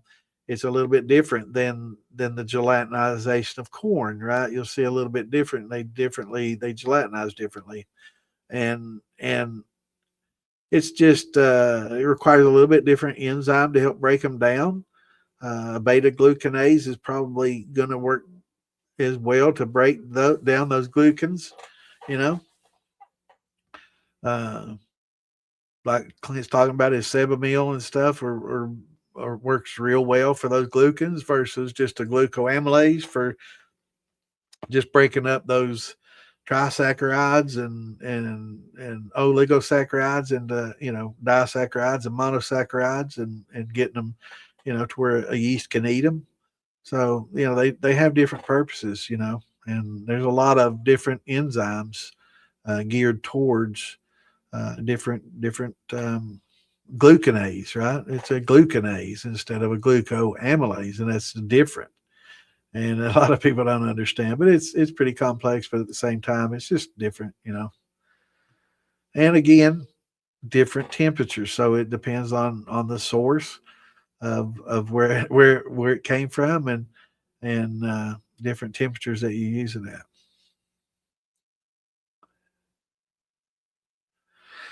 Elderberry syrup, man, I bet that's good.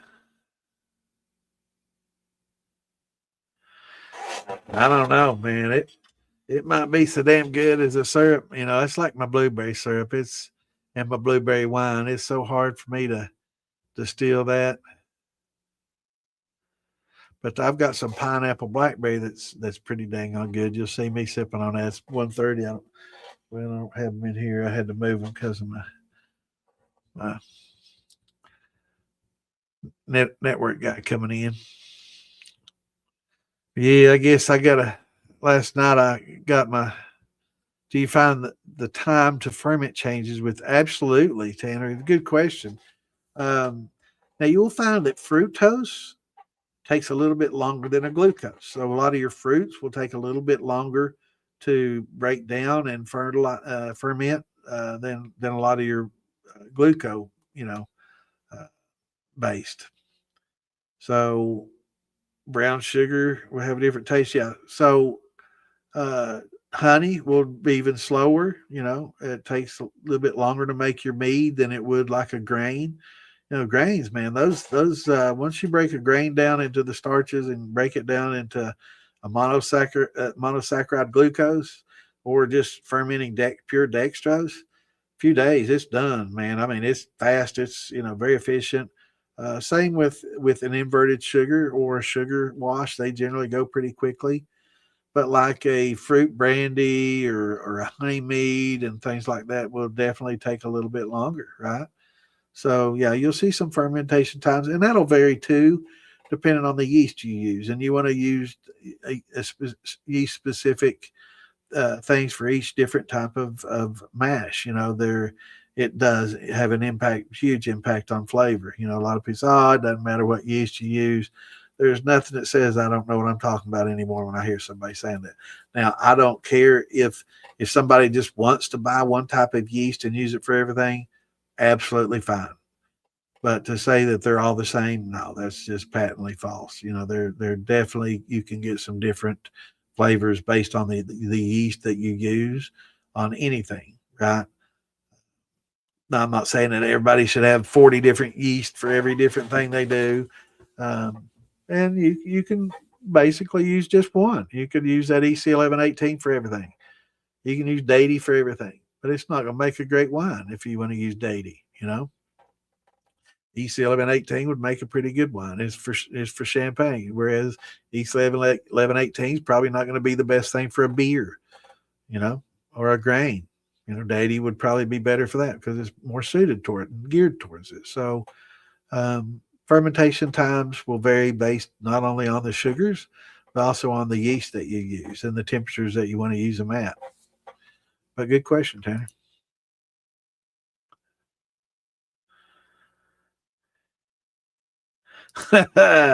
It's like me, man.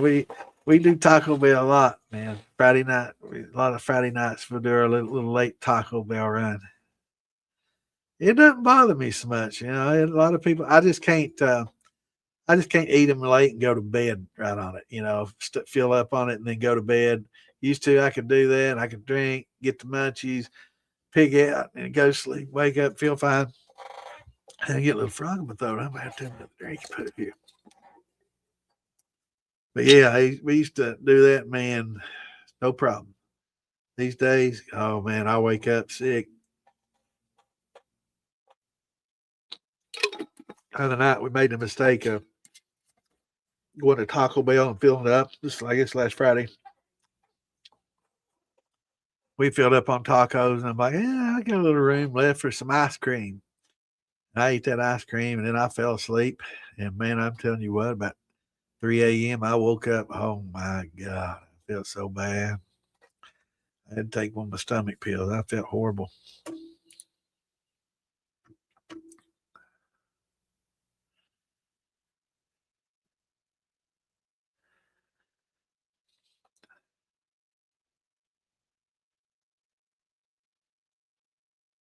Yeah, you'll definitely notice a difference. You definitely will.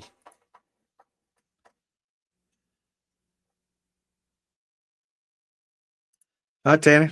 Thanks for joining us, brother. We'll see you Tuesday. Same time, same back channel, folks. So we're going to have to get out of here. Getting a little late questions, though. I hate leaving them. We got some questions.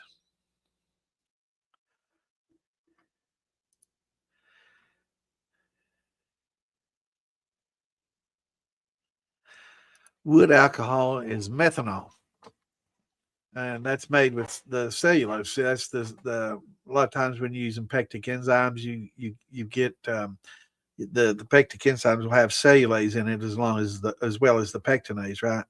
And they're there because it helps break that cell wall down as well as breaking the pectins in the fruit down to get to the juice. They break that cell wall to get even more of the juice and the sugars, right? So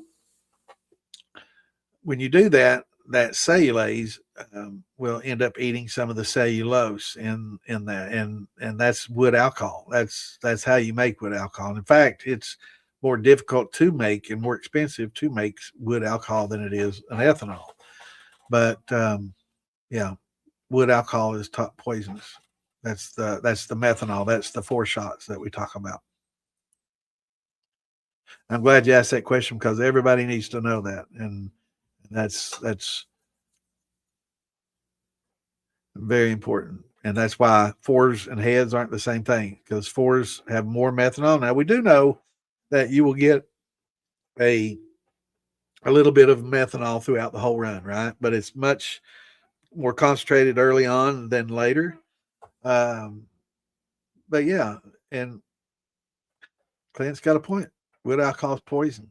So is ethanol. You drink too much, it'll kill you. It's toxic. That's why I've always thought it funny. You're going to kill yourself adding that. Adding those toxins to your alcohol. Well, alcohol itself is a toxin. That's how we get intoxicated, right?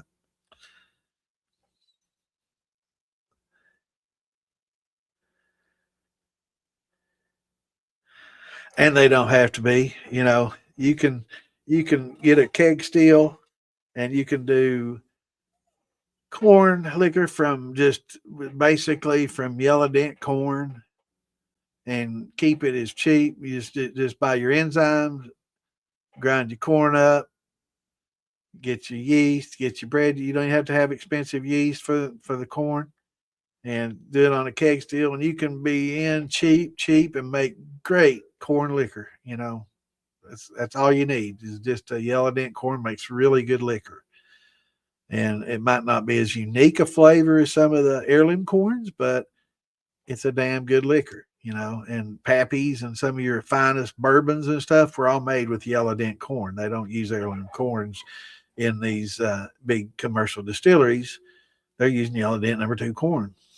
And people say, oh, that's feed corn. It is corn. It is yellow dent #2 corn, some of which is made into feed. Some of it is made into meal. Some of it goes into a steel. So it depends on the final use as to what it is. But not all yellow dent #2 is a feed corn. It's not designated that. It's designated yellow dent #2. There's lots of varieties, but it's a field corn that's bred for its high starch content. That high starch content is great for cows because they got multi-chambered stomach that break that starches down. They got enzymes in their stomachs. They help breaks all that down into the sugars they need to give them the energy to. That's why we eat food, for energy, right? So, yeah, it's not, there's a lot of people scoff at yellow dent corn like it's just made for animals. And they're like, who, you're eating cat food or dog food or cow food. And it's like, you might be an idiot if you think that, right?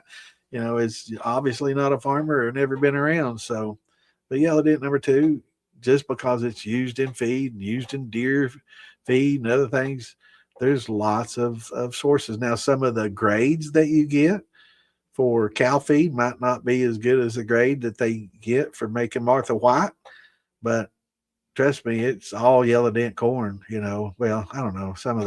They use some of the white corns and stuff in some of the wider corn mills, different corn mills. They use different corns, but a yellow dent corn is a yellow dent corn, so you can get it cheap. You don't have to get expensive. You don't have to have all this stuff. And I tell you what, I've seen people take I think it's a 15-gallon bever and crank out some of the best corn liquor made with yellow dent, better than some people with all the apparatuses and all this fancy copper and everything else going everywhere. They ain't producing nothing any better. So take it for what you will. It's a lot of the knowledge and how you do it.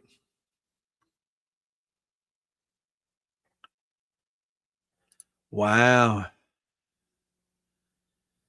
Man, are they expensive? How much, man? How much for a tote of molasses? $2.75. How's it going, brother?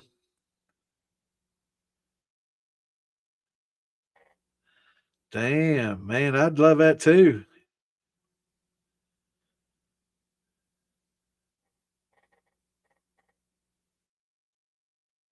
You better jump on that, Scott. How much is it?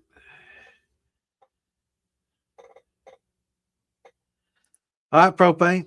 Thanks for coming in, brother. Yeah, we'll be here Tuesday. Have a good weekend. Awesome. See, we collected all the way through the show. Now you're in the tail. That's perfect.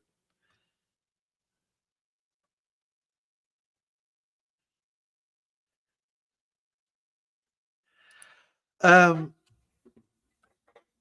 that's a good question.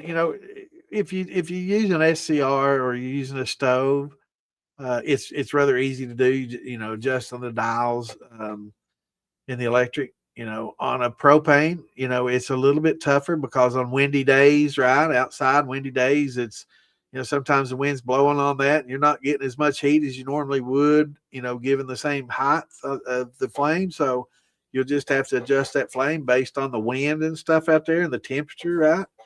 So it's tough. Now you will want to adjust your propane burners to where it doesn't have a lot of yellow, right? So that's one of the biggest mistakes I see, and they got black soot on their pots and stuff too. So if you see a lot of black soot on the bottom of your pot, that's telling you that you need to adjust your burner because you get too much soot, right? So you want only yellow on the tips, and there's a little adjustment for air where the gas goes into that banjo burners and your burners that you can adjust the amount of air that's drawn in with that. And you definitely want to adjust that where it's just yellow on the very tips, right? So having that adjusted properly as well means a lot. So it'll vary. It's tough, but it's tough to get that, especially outside in wind on propane. And that's one of the things that again, electric comes in so handy because you can get so much more consistent in your heat. I start out on with wood. You talk about tough, get consistency. Then you just have to go by the drip, and you're raking coals out and pushing them back in, and trying to regulate it that way. And throw a log on the fire. Oh shit, pull it back off. Yeah. So yeah, it's even tougher with wood. Trust me. But it just experience, time and experience, and you'll know when you're outside. You'll start building little wind barriers to help break the wind, and you'll start making a little. Some people stack bricks around, and have one little area open where they can see and put the burner in, and that helps cut down on a lot of the wind as well, and channel all the heat towards your steel. So there's things that you can do to help to prevent that and make it better. But experience, time, you'll learn.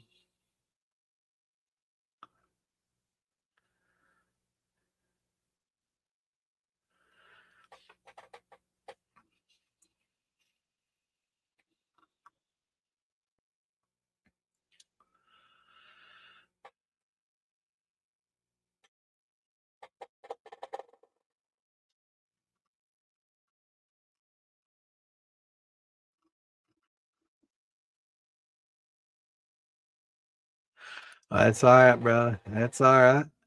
You can go back, watch it. That's the beauty of it. Hey, most people watch us later. Most people, you know, we'll get anywhere probably 50, 60. I mean, it shows sometimes 20 or 30 on here at the top, but that's just on the Facebook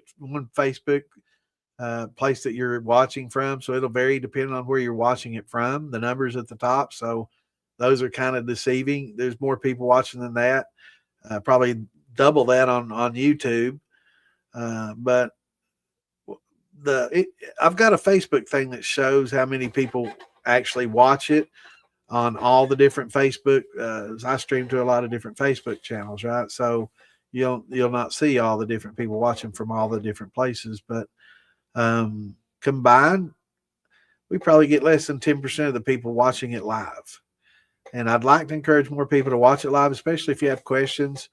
Again, make a YouTube, a fake name on YouTube. It doesn't have to be your real name. If you want to be anonymous, I know a lot of people don't want to ask questions because they want to be anonymous, right? And I can understand that because what we're doing is not legal everywhere. So if that's the case, make you a fake name and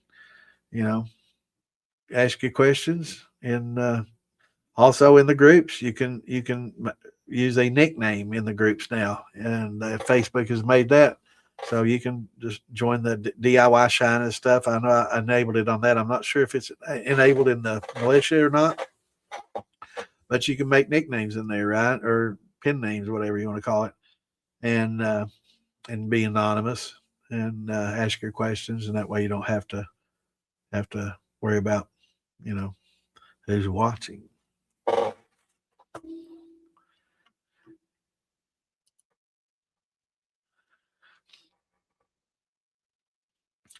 Yeah, arm length. You want to keep your thumper fairly close to your steel because the longer the arm, the more reflux and the more cooling you get. So you want to kind of, when you're using a thumper, you want to try to minimize that cooling effect because you want to try to maintain as much heat going into that to avoid, a lot of people that have their thumpers too far away from their steel tends to fill up with water. So if a lot of people try to preheat it to do that, to kind of avoid that, but it's best just to keep it fairly close, and that way your temperature will be of your thumper will remain a little bit higher on the average, and you won't get as much water built up. You'll get less reflux. You'll get probably a little proof coming off, but might carry a little more flavor.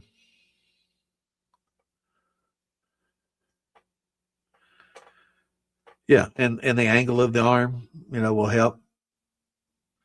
Will vary as well. So if you're going straight out, it's going to do one thing versus angling down towards your thumper will be more, of a reflux. So more flavor.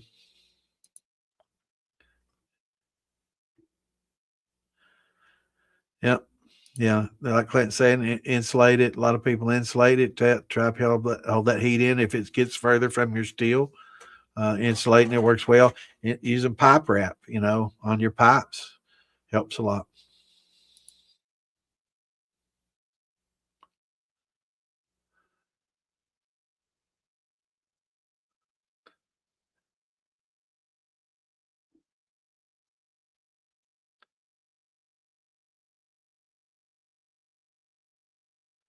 $100 for a tote.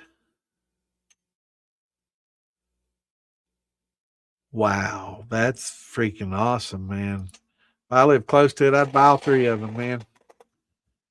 That's a lot of rum, bro. Hell yeah.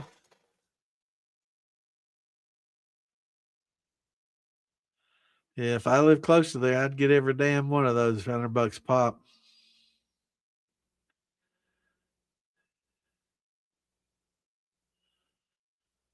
Oh, 200, 275. Still, that's a good price. That's less than $1 a gallon. Shit, yeah, bro. I'd definitely take a couple of them if if I didn't have to pay shipping.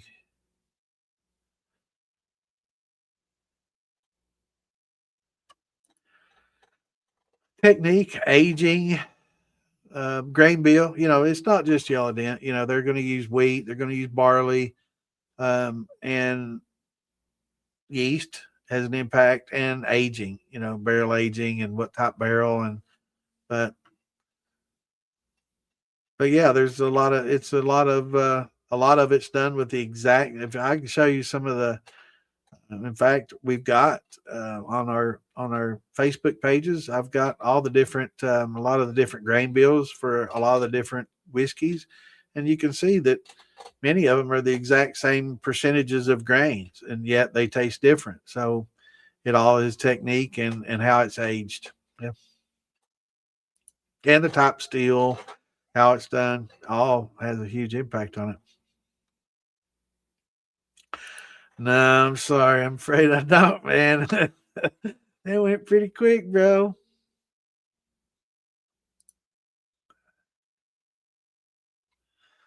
Going for the Seahawks. Yeah, I'm kind of pulling for the Seahawks. Nothing against New England Patriots. I mean, they just won so many times. I'd like to see somebody else win. Got to work late on Tuesday, Richard. I will miss you, brother. Definitely miss you. I tell Charlene I fell asleep watching them the other night on Thursday. I woke up and they were just frozen on my screen. I'm like, what happened, man? Did the show lock up?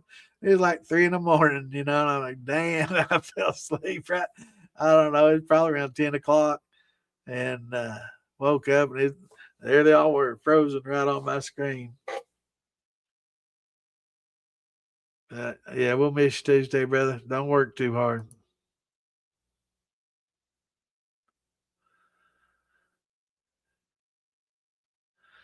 All right, y'all. We're gonna pull the plug. Hell, it's 11:30 now. Damn. Yeah, we go on forever. I tell you, in the early days, man, I'd sit and talk along with other people asking questions. I'd do it till 10 the next morning, man. We start out at 8 at night, and 12 hours later, I'd still be going, man. But yeah, those days are I can't do that anymore. Hell yeah, brother. I'd buy him. I wish I was close by.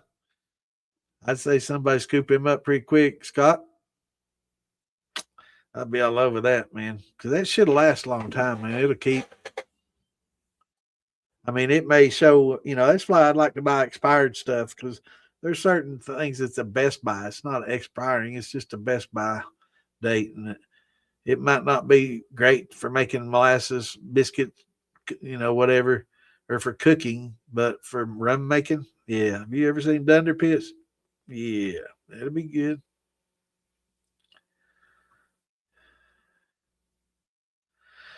Lord, I've drunk a lot, man. I'd say I've drunk a couple of quarts in one night. That was a lot of moonshine. A couple of quarts of moonshine. They did that at Maggie Valley just not too long ago. I drank pretty much almost a quart of Mark Morgan's coffee shine, which helped, because it was. And then I drank probably over a quart that day of just mixed stuff and a quart of corn I was carrying around. So I probably a little over a couple of quarts in one day. But yeah, I've drank to the point where I drank 40 some shots tequila when I was down in Mexico too. It kind of I about gave myself alcohol poisoning that night. It wasn't good tequila either. All right, y'all. Thanks everybody tuning in. And we'll see you all on Tuesday. But till then, everybody have a great weekend. Don't forget to watch the Super Bowl tomorrow and have a good time party with your friends and family. And we will see you Tuesday at 8. Till then, shine on. Peace out. Have a good one. Love y'all.